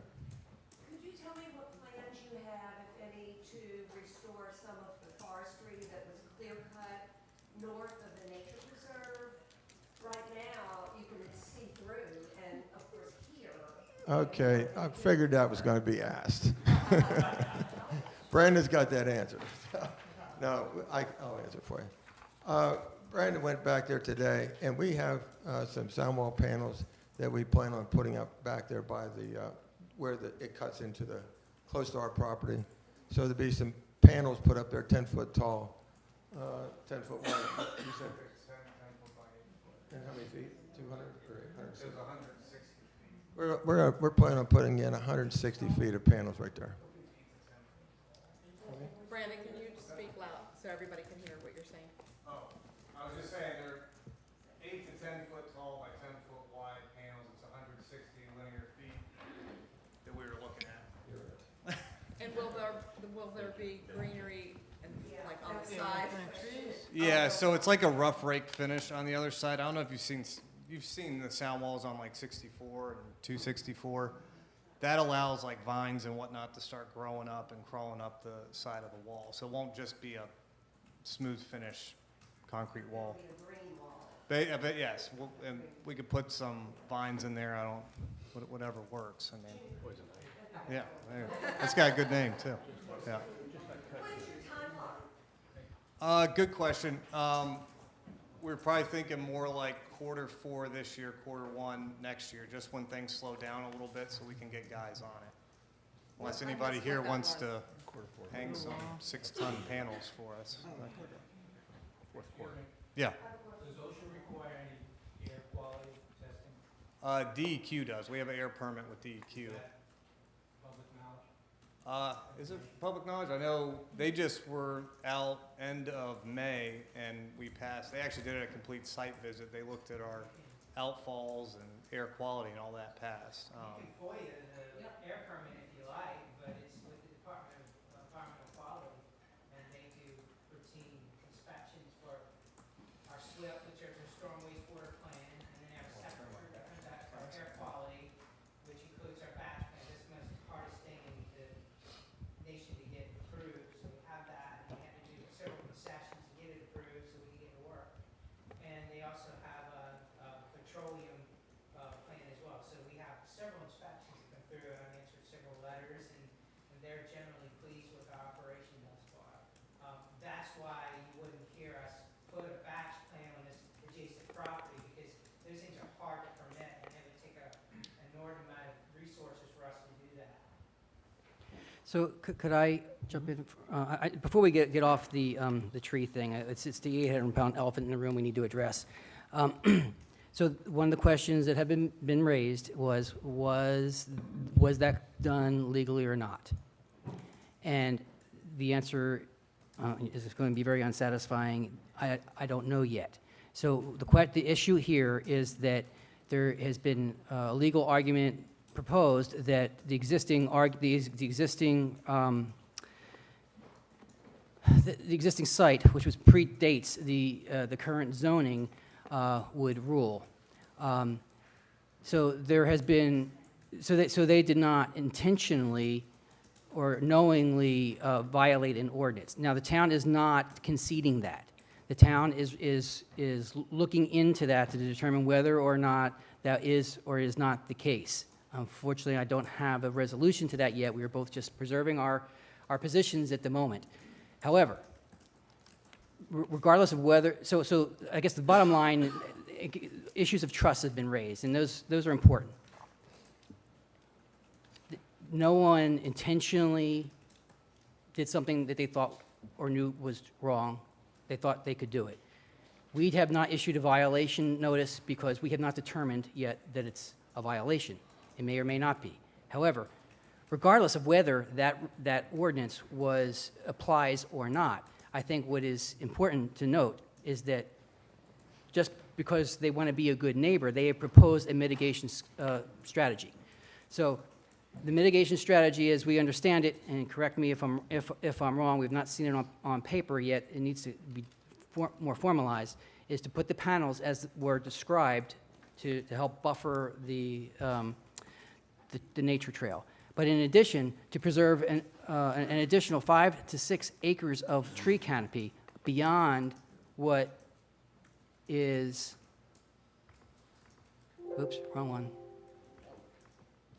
So here, this is the property that they want to rezone, and the wetlands are run down through the center of the yellow area. In the center is where they would do the storage. The green buffer around that is more than they are required to by zoning. They would preserve an additional 5 to 6 acres of canopy, so essentially moving the trees from here to there and putting up a visual barrier that, in my opinion, I think is a better solution than planting trees along there that might take years to grow and actually provide, you know, the benefit to the trail. So I just wanted to address that elephant in the room, that no one's intentionally done anything wrong. We're still researching it, but regardless of whether the ordinance takes effect or not, we're working on a mitigation plan. Okay, and I would like to I understand that the buffer is an excellent thing, but the trees do so much for the wildlife and the nature of the natural environment and the migration of the birds and that sort of thing. It really ought to be a two-pronged mitigation strategy. Okay, and we have not agreed to it yet. So once we see it on paper, it needs to be submitted to the zoning administrator for review, and we can take those sorts of comments into consideration when we review it. So how will we know? How will we Ma'am. stay up with Go ahead. how to? Well, I will be reporting it to council as it comes forward. So In a meeting. right in a meeting, in a public meeting. I have a question on that diagram on the east side, that thin green line that goes up against the road. About how much footage is that? Like what's just to get some kind of scale of, because that's the one that's closest to expose, you know, the road and all of that. So I'm kind of trying to get a feel for what that is. I would like that. Yeah. that was like 20 feet maybe. It wasn't as large as the other one. Right. So you're gonna plant more trees, because there's not much there now. Yeah, there's whatever's there basically we're leaving all up. We're not touching that. So I guess the How about it? concern though is I got it. that that's lay down storage in that yellow zone. Yeah. So all that lay down storage will be able to be seen without Only from any type of tree buffer on that. only from that road. I know, that's what I'm talking about. That road right there. Right. That's the road. It's the road that One of them. That's the important road. No one goes there. We don't see a lot of traffic on that. I run it every day. There's really no one on that road except for people driving to the The preserve, there's lots of people who use it. not as many as you think. Not as many people as you think use the preserve. There are people that use it. I use it, but I run down that road. There's not a lot of traffic on that road. clarify which road that is? That's the road that goes into Fuji's, Patrick Henry Patrick Henry Parkway. Road. It dead ends. The new road is across. Right. So Patrick Henry is That, I think to get to the conservation? I think this one here is Patrick Henry, right? Right. This Yeah. is the one that's Patrick Henry. Yes. And this The other this one. one is that part of, is that still Bayshore? It's called Bayshore That's Road. that's Bayshore, which goes up and around the harbor. Bayshore Road, and then there's Bayshore Lane that runs in Oh. front into your guys' plan. Okay, Mr. Granger? Jim Granger, 524 Jefferson. I want to thank Mayor, Town Council, Mr. Hosey, for taking the extra effort to make sure that we can get some information, ask questions, and things like that. Really adds transparency, and I appreciate it. Once the amendments are approved by Town Council, further actions are done through the permitting process. Currently, citizens have no visibility into that process. How will citizens be kept informed? Additionally, during the Planning Commission hearing, the town staff stated that they were severely understaffed and didn't have sufficient personnel to enforce the conditions of the permit. And how will that situation be resolved? I can answer the permitting steps and requirements. Again, if a permit comes through our office for any development on this property, they submit a zoning application, a site plan, and depending upon what is contained in that site plan and what the request is, there may be additional application requirements forthcoming. If a conditional use permit is required under this ordinance, that process is, there's a twofold process, 2 public hearings, one through the Planning Commission and one through the Town Council. Sometimes they are held jointly, sometimes they're not, and held at their own respective public hearing events. Both of those are legally advertised. We use the Eastern Shore Post. We're required to put that in the paper twice for the public hearings, a week apart. In terms of adjacent property owner notification, we are not required under the Code of Virginia to send out individual notifications to adjacent property owners every single time.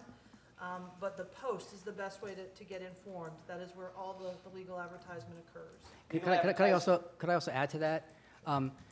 Many, I would maybe even say most, of these actions occur at public meetings. Either, you know, whichever level they are. So that's one way the public can take notice. And even for those that are not, they are documented every week in our weekly report. So if you go to the weekly report to council, you look at the last couple of pages, it's all hers.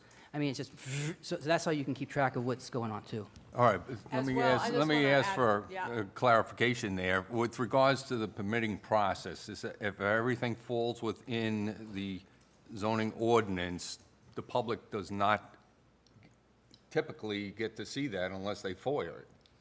That's correct. And again, Mr. Hosey's correct. I do report any site plan reviews that go on a weekly basis, where they are in that process. On a project of this nature, they would need to do a site plan, and that's a comprehensive document that comes forward. You can always FOIA that. You can always put in a request to our office every week if you want, a phone call, and we'll entertain it and answer you if we've received any applications for development on this parcel. Okay, just for the hypothetical, one of the things we talked about was variance requesting up to a 75-foot tall building. Now, we've talked about, hey, that may not happen or anything else like that, but one day we look out, hey, there's a 75-foot tall building, and it was just handled through the permitting process, and we'd have to find out kind of after the fact, or no? That would be through a conditional use permit application, and that's a public hearing to the Planning Commission and to the Town Council. And I just wanna- Just so we're clear on this, Planning Commission is only an advisory body. They make recommendations. It is only the Town Council who are the ones who can issue or not issue a permit of that magnitude. And one comment, everyone here should be signed up for notifications through our town website. You should follow. If you think you're uninformed or something's happening secretly, all agendas, you can get Planning Commission sent to you, alert, you can get Town Council, public hearings, all of those things. And that will trigger for you, oh, let me take a look at this. Is there anything on there that I want to call Katie about or John about or ask more questions about? I think it's critical for everyone to take that engagement step. I got one more thing to add too. When it comes to the wetlands part of it, if it's VMRC or the Army Corps of Engineers, they follow the same guidelines we do. They have to advertise for 2 weeks. Am I correct on this? That's correct, and again, they have to do it locally, so it's here Yeah, on our so- papers, not necessarily in the Virginia pilot per se. Right. Thank you. Thank you, Mr. Granger. But Yes, wait, ma'am. you didn't answer the other half of this question, additional staff. No. You can handle it, Katie. Let me address that. Katie's doing a wonderful job for us, and she's currently in a interim status with us. She's having to deal with some personal issues right now. Our long-term hope and expectation is that Katie will come to work for us full-time. And that will, and in addition to that, the council has approved another planner position that we are currently in the process of working out the recruitment schedule for. So that would leave Katie as the zoning administrator, another planner, and we have a full-time admin support for that position, which is the most resources that the department's ever had. Now, we currently today don't have all those positions filled, but that's the plan to get there. Good evening, Pam Green. Thank you for having this meeting. I live at 645 Tazewell Avenue. We're full-time residents. There's a couple issues that came up, but I'd like to make sure we close the loop on them. Coastal doesn't know who upfront storage is or who owns that. Can anybody on the council or someone in the government give us some indication of who that is, or maybe Mr. Baldwin knows? Sure, sorry. You know, I'd like to find that information out. So is Probably there go a to the way? county- You could probably go to the county website and click on it, and it'll tell you the name just as easy as we can. I did that, and it takes you everywhere. I can Fairfax, answer- I can Virginia, answer- but I can answer it. You're correct. They are an LLC, registered in Fairfax, Virginia. That is where they receive their mailing, and that is where they receive their tax information from the county. It's really not part of this hearing, but I have been in touch with a consultant. Upfront Storage has retained. They are in the midst of submitting a concept plan to the office for some development on that property. Okay. So that is, I think, forthcoming, and you're gonna see some activity start to show up in the weekly report that I submit to the town manager, that is starting to percolate. okay, thank you. Also, the comprehensive town plan, is that still a work in progress? Can somebody tell me what the status of that is and when we might have one? Every 5 years. Yeah, right. It's a major effort to redo it. We're required to do it every 5 years, and we're in the process of doing it right now. So again, we're a little short on staff, and there's a lot of other stuff going on, so we're falling a little behind schedule on the comp plan update. But the Planning Commission is working on that right now with the zoning administrator, and we'll be bringing that forward and engaging the public on that next update, hopefully by the end of the year. So. Can I put something into this? I was on planning commission for 4 years, and one of the biggest problems we had there, and we probably still have it, is we were looking for public input. So you guys, when this comprehensive plan comes up, we look to the public for their information to generate it. So please show up. They're more important than anything because this is a guideline to the path in which the citizens want to go. And if we don't get any feedback, I mean, it's changed. It's changed radically. It's gone this direction, it's gone that direction. So we need your feedback because when I was there, we had 6 people show up. And that was the last meeting. It was an extra meeting just to get people to show up. So I know they've had better results this time, but Paul can attest to that. Okay, great. Last question, if I may. There was a bad smell in town. Now, I live on Upper Tazewell, so I'm not anywhere near the harbor side. But I could smell it, and my throat got sore. Talked to a couple neighbors, like, what is that? Do you know? They said, we don't know, but our eyes are burning. So I drove around. It looked like there were some trees burning across the harbor. Now, Coastal says they didn't do it. Is this what's under investigation now? Because it looked like somebody was burning. It looked like trees across the harbor on the south side. So I'm trying to find out what that was all about. I contacted you, and you said it's not Coastal. No. So let me address it. So I was out on Mason when I got the notice. So I looked across the harbor like everybody else, and I saw some smoke coming up outside the plant. It was. So I said it appeared that it was not coming from the plant. However, I contacted the plant manager. They leased that property from the county, and they were doing some cleanup work back there with some brush. So they were doing some burning operations, but they're allowed to. They Coastal? But yes. Okay. So it didn't appear to me initially that was the case, but I later found out it was, and so. But they're required to check the wind and those sorts of things to minimize the drift towards town. And the operation that they were going through, they can correct me if I'm wrong, is a temporary thing. It's a cleanup thing. It's not going to be an ongoing issue. It was some underbrush. What was it you were burning? Yeah, underbrush from some of the trees. And we use a trench burner, which is supposed to burn so hot that it eliminates most of the smoke, but we're always going to get some smoke. Yeah, and one of the other requirements, I'm sure you guys called the non-emergency 911 to let them know you were doing it.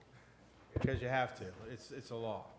Because I do it. I'm sorry, You have to call the non-emergency number to let the county know that you have an open-air fire. I do it at my shop all the time. Okay. In a metal can. You have to because I didn't do it one time and had Bubba show up. And it's fire gear. What are you doing?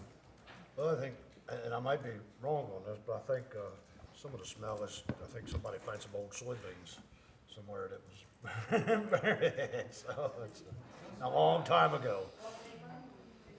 No, so apparently, way back in the late 80s or something, some one time, there was some soybeans buried over there, and somebody found them. So I think that's part of the smell. Well, this was last week. Yeah. And Yeah, it was both affecting, docu- yeah, it's both docu it was contest, affecting yeah. some of us who live here. So, you know, Huh? what do we do when this happens in the future?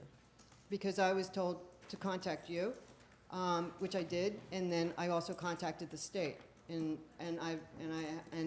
nobody's come back and said, this is what happened, and it's legal or it's not. So I'm trying to find out what the process is, so that those of us who live here know what to do.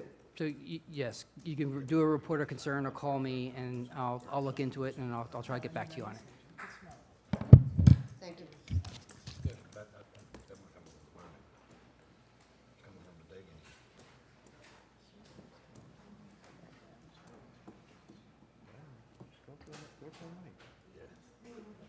Mayor? Yeah. Diane? Go ahead, I'm sorry. Yep, go ahead. Don't drop it. I know. Diane D'Amico, 602 Jefferson Avenue. I'm on the Planning Commission with Paul.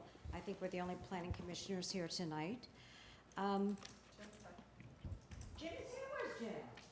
Mask. Oh, hey, no wonder.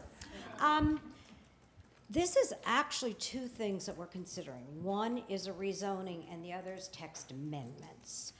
I don't have a major problem with the rezoning, but it's the text amendments that make all the difference. So I would like to see more time taken on the text amendments so that we make sure, you know, all right, these guys are great. What happens if they sell it tomorrow? Then what? So we want to make sure that our text amendments protect us from anyone who owns it. So is it possible to vote on these separately and not consider them one thing, which is what we've been doing since the beginning, even on the Planning Commission? Even though we voted separately, we've been considering it one thing. No, those are two separate votes, two separate motions. You can approve, the council can approve the rezone without approving the text changes, or vice versa. What is the likelihood of that? You have to wait and see. Show up on the 19th. I want a front row seat. All right. Thank you. Thank you, Diane. So would council like to take a 15-minute recess, or is everybody finished with the questions? You still want questions? We'll take a 15-minute recess and come back. Everybody stretch their legs. I'd like to see if there are more questions. Huh? I'd like to see if there are more questions. If there's only a few more questions, we might as well finish. Yeah. Take a break. Okay. There's a lot. Phil Beckton again, 602 Jefferson Avenue.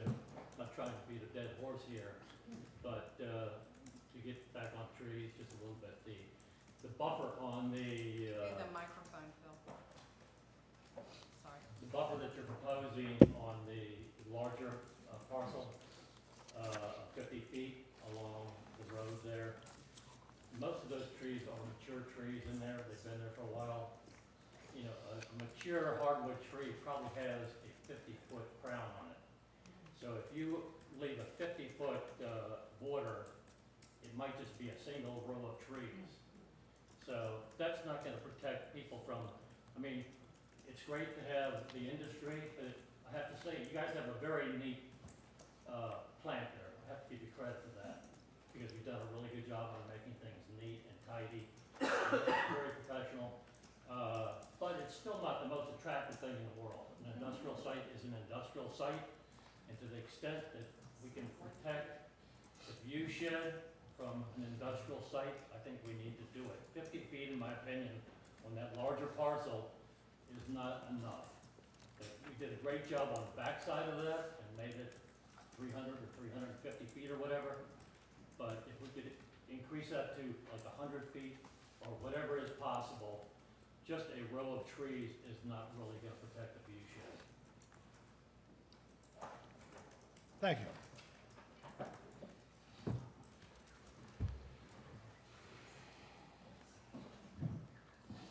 Star again. Question about the water. I know that back when the annexation agreement was originally contemplated, Bayshore Concrete at the time sued the annexation committee because they did not want to be included within the town limits. For financial reasons, certainly for taxes, but I think the biggest fear, or I know the biggest fear, had to do with the water and the sewer having to connect. So, and I heard tonight, you all are on a separate well. What I understood about that annexation agreement was, I believe there was given a 10-year buy, a 10-year period, that you did not have to have the water metered. The rest of us who live in town have our water metered. I mean, if you have a use, if someone has a laundromat or a restaurant, it's metered. And my understanding was, after 10 years, the water that was used over at Bayshore Concrete, now Coastal, was supposed to be metered. Does anybody have any recollection of that with the annexation agreement? No, it's their own upkeep, so they're paying for their own services to upkeep their own wells and sewers. But The whole reason we have our meter system in our own town is so we can pay for the facility And the correct, but treatment. my and the treatment and all that. So they got their own separate plant. They're dealing with their own costs to deal with that. Where does the water come from? The ground, But has anybody not to be looked- smart, but it's a well. The whole county's on a well. 2 years with, and talked to RJ about it. That 10-year, that never got, they're not handcuffed by it. I've never saw it in the comprehensive plan. I don't know if Bayshore did, but we have water meters on all of our properties, and we're required quarterly to DEQ our water usage. But my We have point- a limited amount of water we can use. They are not, there's no requirement to hook up. But my point is, the town is not benefiting from that water, and in the original annexation agreement, that was part of it, the town after 10 years. Now, just like a lot of things that have happened around here, the last time I spoke in front of the council, I tried to provide a little bit. Is that mic on? We have people saying they can't hear. I don't know if Switch. it got pushed. Hello? There you go. Much better. Sorry, I just got a text. Can't hear, can't hear. So there is still a lot of confusion about this annexation agreement and what types of controls were put on it. Cape Charles notoriously comes out on the short end of the stick on these annexation agreements. And it's because we don't have the legal staff and the experts to be able to assess what's there. As a point of reference, back originally when the Brown and Root property was being annexed to the town had no legal staff, and essentially Brown and Root approached the town from the standpoint of, obviously it's very complex documents.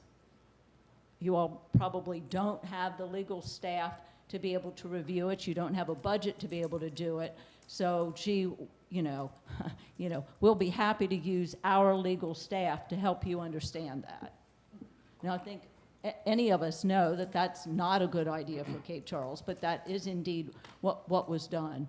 My understanding from a recent conversation with someone involved, that this same conversation took place with our town manager and the new owners of the preserve when it came to some changes in the PUD document. So that original planned unit development PUD document had provisions in there for commercially zoned property.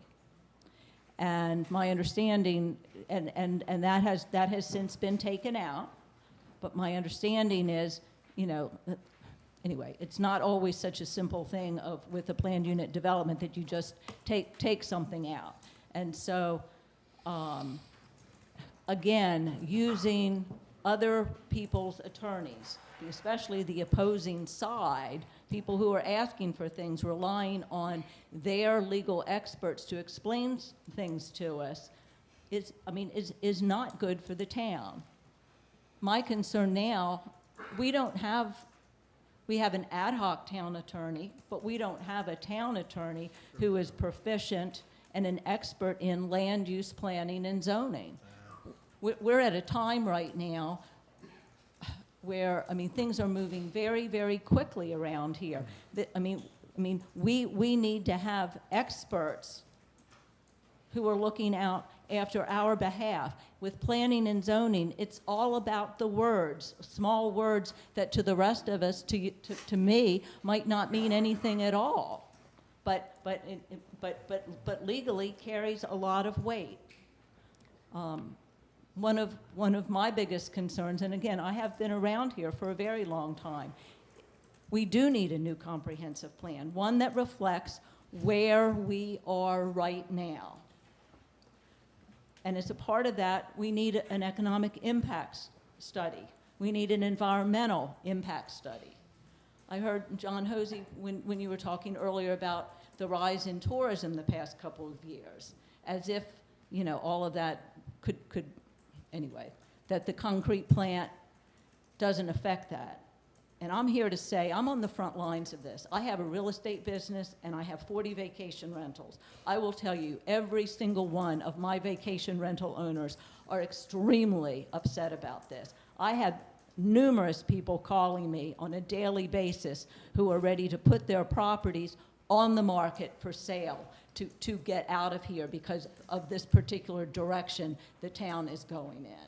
Now, for me, financially, that's actually a good thing because I have very little inventory right now. So I'm not here for my own financial benefit with that. I'm here because I live in this town. I care about this town. When I first opened my office in '96, the idea that there could be tourism in Cape Charles was a dream that I had. I'm originally from Cape May, New Jersey, and I grew up around tourism, and I saw that it was a viable economy. And to see what's happened in the past couple of years, things have changed here. Ms. Darby, to go back to the topic. Yes, and I'm try to sorry. get to us, So please. what I'm asking for is I'm asking for you to vote no to the rezoning, no to the zoning text amendment, and let's get a comprehensive plan. Let's put some money out with an attorney who is proficient with land use planning and zoning so that we can look at where we are and where we want to go.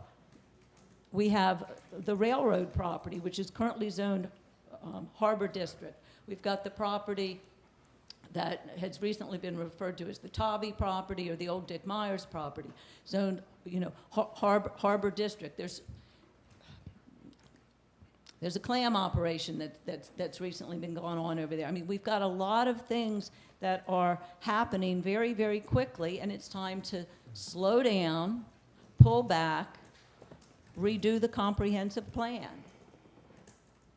Thank you. Mr. Mayor. Thank you. Yep. I'm afraid I have to make a few comments.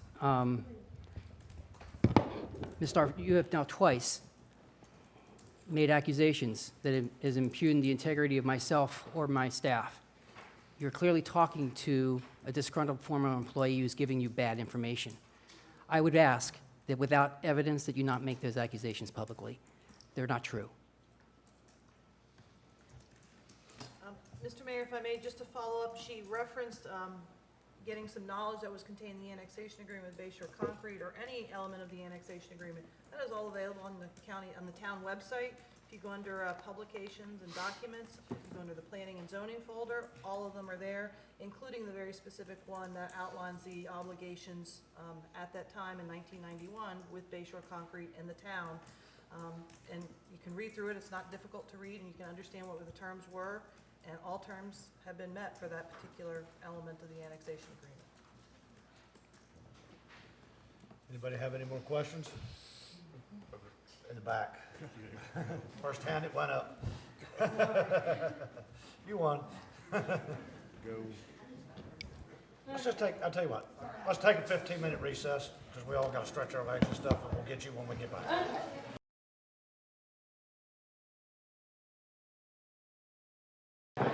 All right, everybody, let's. I'm sorry I disrupted everything. You were all ready, and I'm like, don't worry. I was like, oh, I can't do it. Sorry. Hi, ma'am. Still got some conversation. Hi, my name is Fleur Howgill. I've just put Fleur Howgill, Howgill. Just bought at 615 Taswell. Been here for 6 months. We obviously knew about the concrete works, weren't quite sure about the expansion. And I do apologise if I'm going to ask questions which I was here last time, just got in, and I've got some more questions, and you could have answered them, but I don't know. Question number one is going to be the environmental studies. This is very important to everybody in town. Have there been any studies? We have answered that. That takes place once the permit process starts. Okay, So that's the second phase. okay. Does that also include the water runoff and going into the bay? And Yes. also our beaches? Yes. Okay. So from that, because my worry is, you know, there's a lot of industry here with the clams, the oysters, etc. The tourism, the kids, are they going to be able to swim in the beach? You know, swim in the sea? Is it going to be safe? Is our water going to be safe? All these questions are the main important things. The plant's been here for 60 years. I know, but if we're doubling it and we're taking away a lot of trees, wildlife, the runoff from all that is... We're not doubling it. The manufacturing itself is not, it's a laydown, it's not increasing the manufacturing. The plant itself's not getting any bigger. The plant's not getting any bigger. Okay, so my understanding, so why are you removing all these trees then? That's a laydown spot to put product that they build. For on the storage. side. Storage. So is there not anywhere in Portsmouth, Norfolk, anywhere else that this can go? Why would we want to take jobs away from Cape Charles? They're manufacturing it here. My understanding is somewhere between 25 to 100 jobs that could actually maybe be Cape Charles, but it also could be from across the bridge. So that not necessarily is going to guarantee the locals a job. He did So it's address true. the employee numbers before, earlier tonight. Currently, they have 143 Northampton County employees. And if the new project, which is, you know, a proposal, if, it's anywhere between 50 and 100, and those are full-time benefit jobs. So right now, 75% of their employees are Northampton County. 85, sorry. Notice I looked immediately because I didn't write that down. 85% are Northampton County residents. And with the proposal I'm just stating what was stated. Yeah, please. 50 to 100 with the new project, if that it's the offshore project. Okay, but then, sorry, this goes back to, if this is just storage, why do you need 50 to 100 jobs? It's going to be made on the, Sorry, I mean, it might sound like a dumb question. I'm a dummy. Please tell me. No, that's for the windmill. If we get a windmill contractor, 50 to 100 million. Did we know about a windmill? Oh, we did. Excuse me? Okay, sorry. Yes. Sorry, as I say, I just came in, sorry. Okay, so that's going to be for the windmill contract, and that's where the main job fair is. I mean, that's basically where it's going to be working. Okay.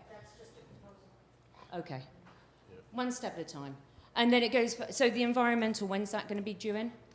So it's not. Okay, when is the, So basically, when they go to pull permits to do any work or anything on that, to construct or build anything or develop anything, Yeah. that's when all the other stuff kicks in. Okay, and then from once we got those results, when does it all start? When does building start? When does, if Well, everything, I mean, they've got to go through a permit process, and it ain't just us, it's state agencies, federal agencies, and everything else. It's a process. what's the estimated timeline? They Who don't knows? have one at the They moment. don't have one? I mean, it's first of all, they got to own the property before they can start anything like that. They don't own the property yet, Right. so.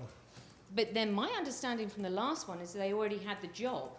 So, No. they haven't? No. Oh, so Well, my They have understanding from jobs, last they time. don't have a wind energy project. They are competing for wind energy projects. Okay. And then they get checked every quarter for environmental. They check them every quarter for their environmental. From DQ and what's the other agency? EPA. They check them every quarter. Okay, one last question, I promise. So on the environmental studies, my understanding is this doesn't take a couple of months, this takes 6 months plus. So from that, once, if they say, yes, okay, that's absolutely fine, what is the next stage from that? Or what happens if they say, no, you can't, sorry, it's bad?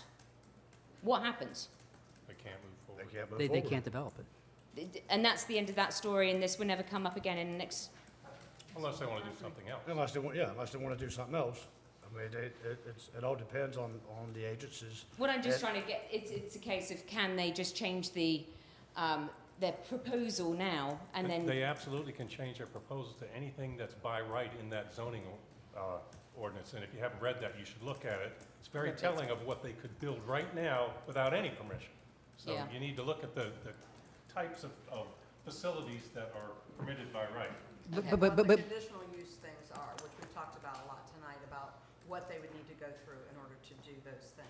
So the zoning and permitting are two different things. Okay, so what we're talking about is zoning. Mm-hmm. Okay, it doesn't matter what the zoning is. The permitting stays the same. So it doesn't matter whether they rezone it or not. If they want to do anything to that property that impacts wetlands, they've got to go through the permitting process. And as the mayor said, they can't even apply for it until they have a plan because no one knows what the impacts are going to be. So that's why it's a little bit of a chicken and the egg here. They can't compete for that 50 or 100 jobs, which is that windmill operation. They can't do that until they know whether or not they can get this land, and they can't get this land unless it's zoned properly. But it doesn't matter how it's zoned, the permitting will be the same. Okay. But they need the zoning with the text amendments. This is part of our initial due diligence, we've already delineated the wetlands, that's some of the maps. That's what Brandon did his presentation on, some of the strategies to mitigate the wetlands impacts. Okay. Initial, prior to even owning the property. You know, people seem to forget that that whole property, when it was stiff, when the state of Virginia, the United States government, Northampton County, and the town started that industrial park, not only did it go through incredible environmental studies, everything that was even a gray area was identified, it was corrected, and it's been looked at time and time again since its beginning. It was a sustainable technology industrial park. Eco industrial park. And it had a certain criteria of leads with the building and with the land. That land hasn't changed. Nobody's done anything to it. We've had people look at it. It hasn't changed. So, you know, the environmental thing, they can't move forward without a new one, but nothing's changed since they started the project. Nothing. Not one thing has changed since the inception of that project. So there is no environmental issue. They got problems if they want to build a road, then they got mitigation issues, then they got to get permits. But nothing here today is a problem. We keep them updated pretty well. Well, hopefully the environmental tests, etc., will prove whatever you say. Thank you very much. And you have a beautiful, beautiful town. I hope we stay this way.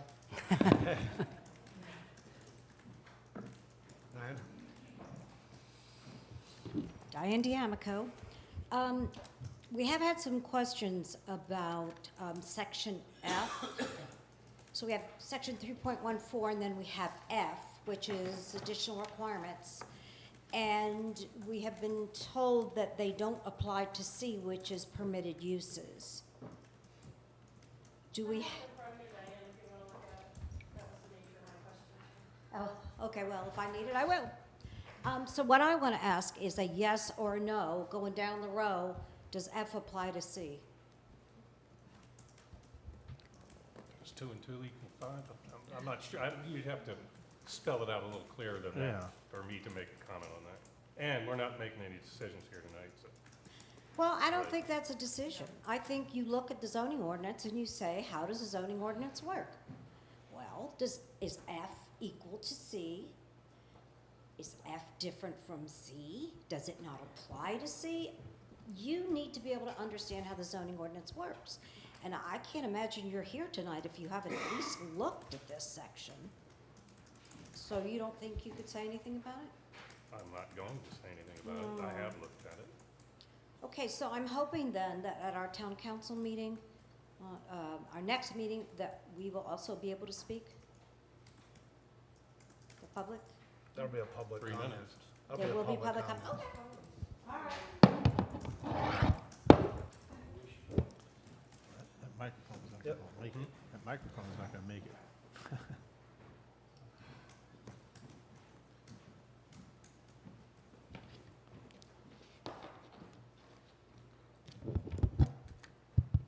Good evening, Mayor and Town Council, Mr. Hosey.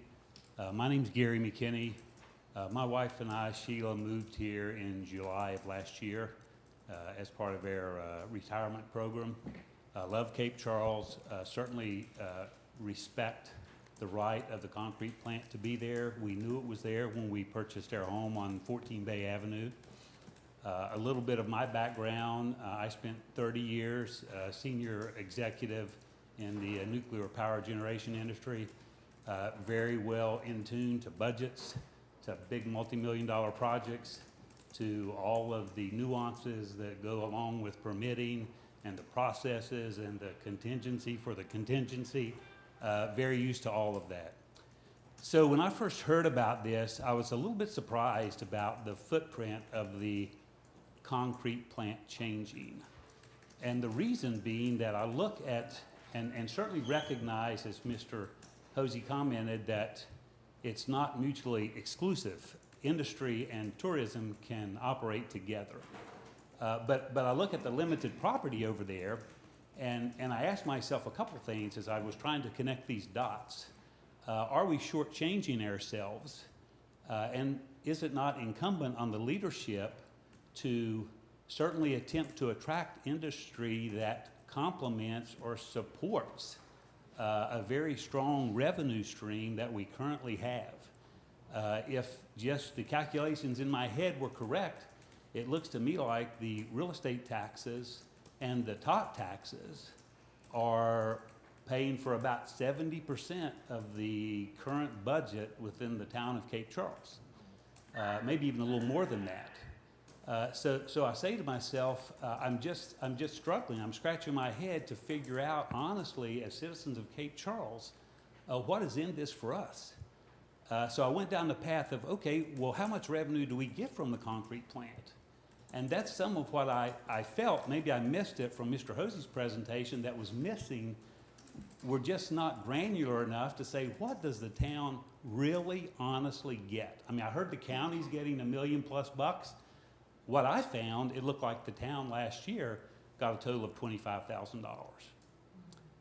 So when I look at that, and then to Ms. Starr's comments, because I was running into the same thing, I'm looking at this history of the annexation and the fact that there were some tax credits given to the current and any previous owners. I saw that there was also a delta there. That looked to me like it had a 10-year sunset on it, but could never really get to that point.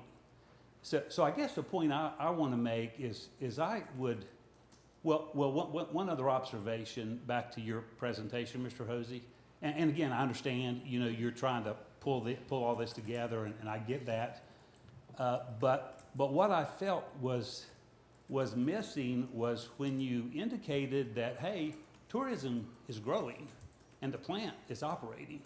Well, that's great, but what we're not talking about is the plant expanded. And then what impact would that have on tourism? Because that's obviously an unknown. So I think we have to be fair about that and say, well, okay, tourism has grown, and the new owners have been over there, and they've been operating, and they've been good neighbors and trying to do the right thing, and I appreciate that. I will say, one of the first things I did, because I'd never been to the nature trail, but I recognized quickly that a portion of this bordered it. So I walked over there earlier this week, took pictures. I was just blown away at how clear-cut it was. Having built homes and dealt with the Chesapeake Bay Preservation Board, and at least on an individual, recognizing how challenging it was. I built a home on the Chesapeake Bay, or had it built, that took me 2 years to build because of the loops. I told someone earlier, I own a $3,000 oyster bed somewhere in Chesapeake Bay as a result of that home. So I'm looking at this over there, and I'm thinking, how could this have been allowed to happen? And I hear what they're saying, that, hey, we've got some plans. But again, I'm of the adage, believe what I do, don't believe what I say. So again, you know, and I understand, in all fairness to them, that they've been doing some things. They've been working on the sound and the noise. I will tell you, setting that 14 bay, I get some of that. And for anyone to say that dust doesn't blow across the harbor, it's just simply not true. It does. So I think some work needs to be done on that harbor side too, to figure out, hey, how can we be a better neighbor to the city of Cape Charles? So again, I would respectfully ask that the council vote no to this application. The reason is there's just not enough granularity. You know, I just can't believe that you're willing to invest even a few $1 million not really knowing what you're going to do. To me, that is a big ask and a big leap for the town of Cape Charles to take, to say, okay, we're going to let you do this. We're going to change language that I assume will create a precedence and impact any other property over there that's under that same zoning ordinance. Now they've got that language, so someone else can come in. I just see that the leadership of this town has a window of opportunity here to try to make the best decision with that property over there for the town. I'm just not convinced, and nothing against Coastal, I'm just not convinced expanding a concrete plant is the right decision.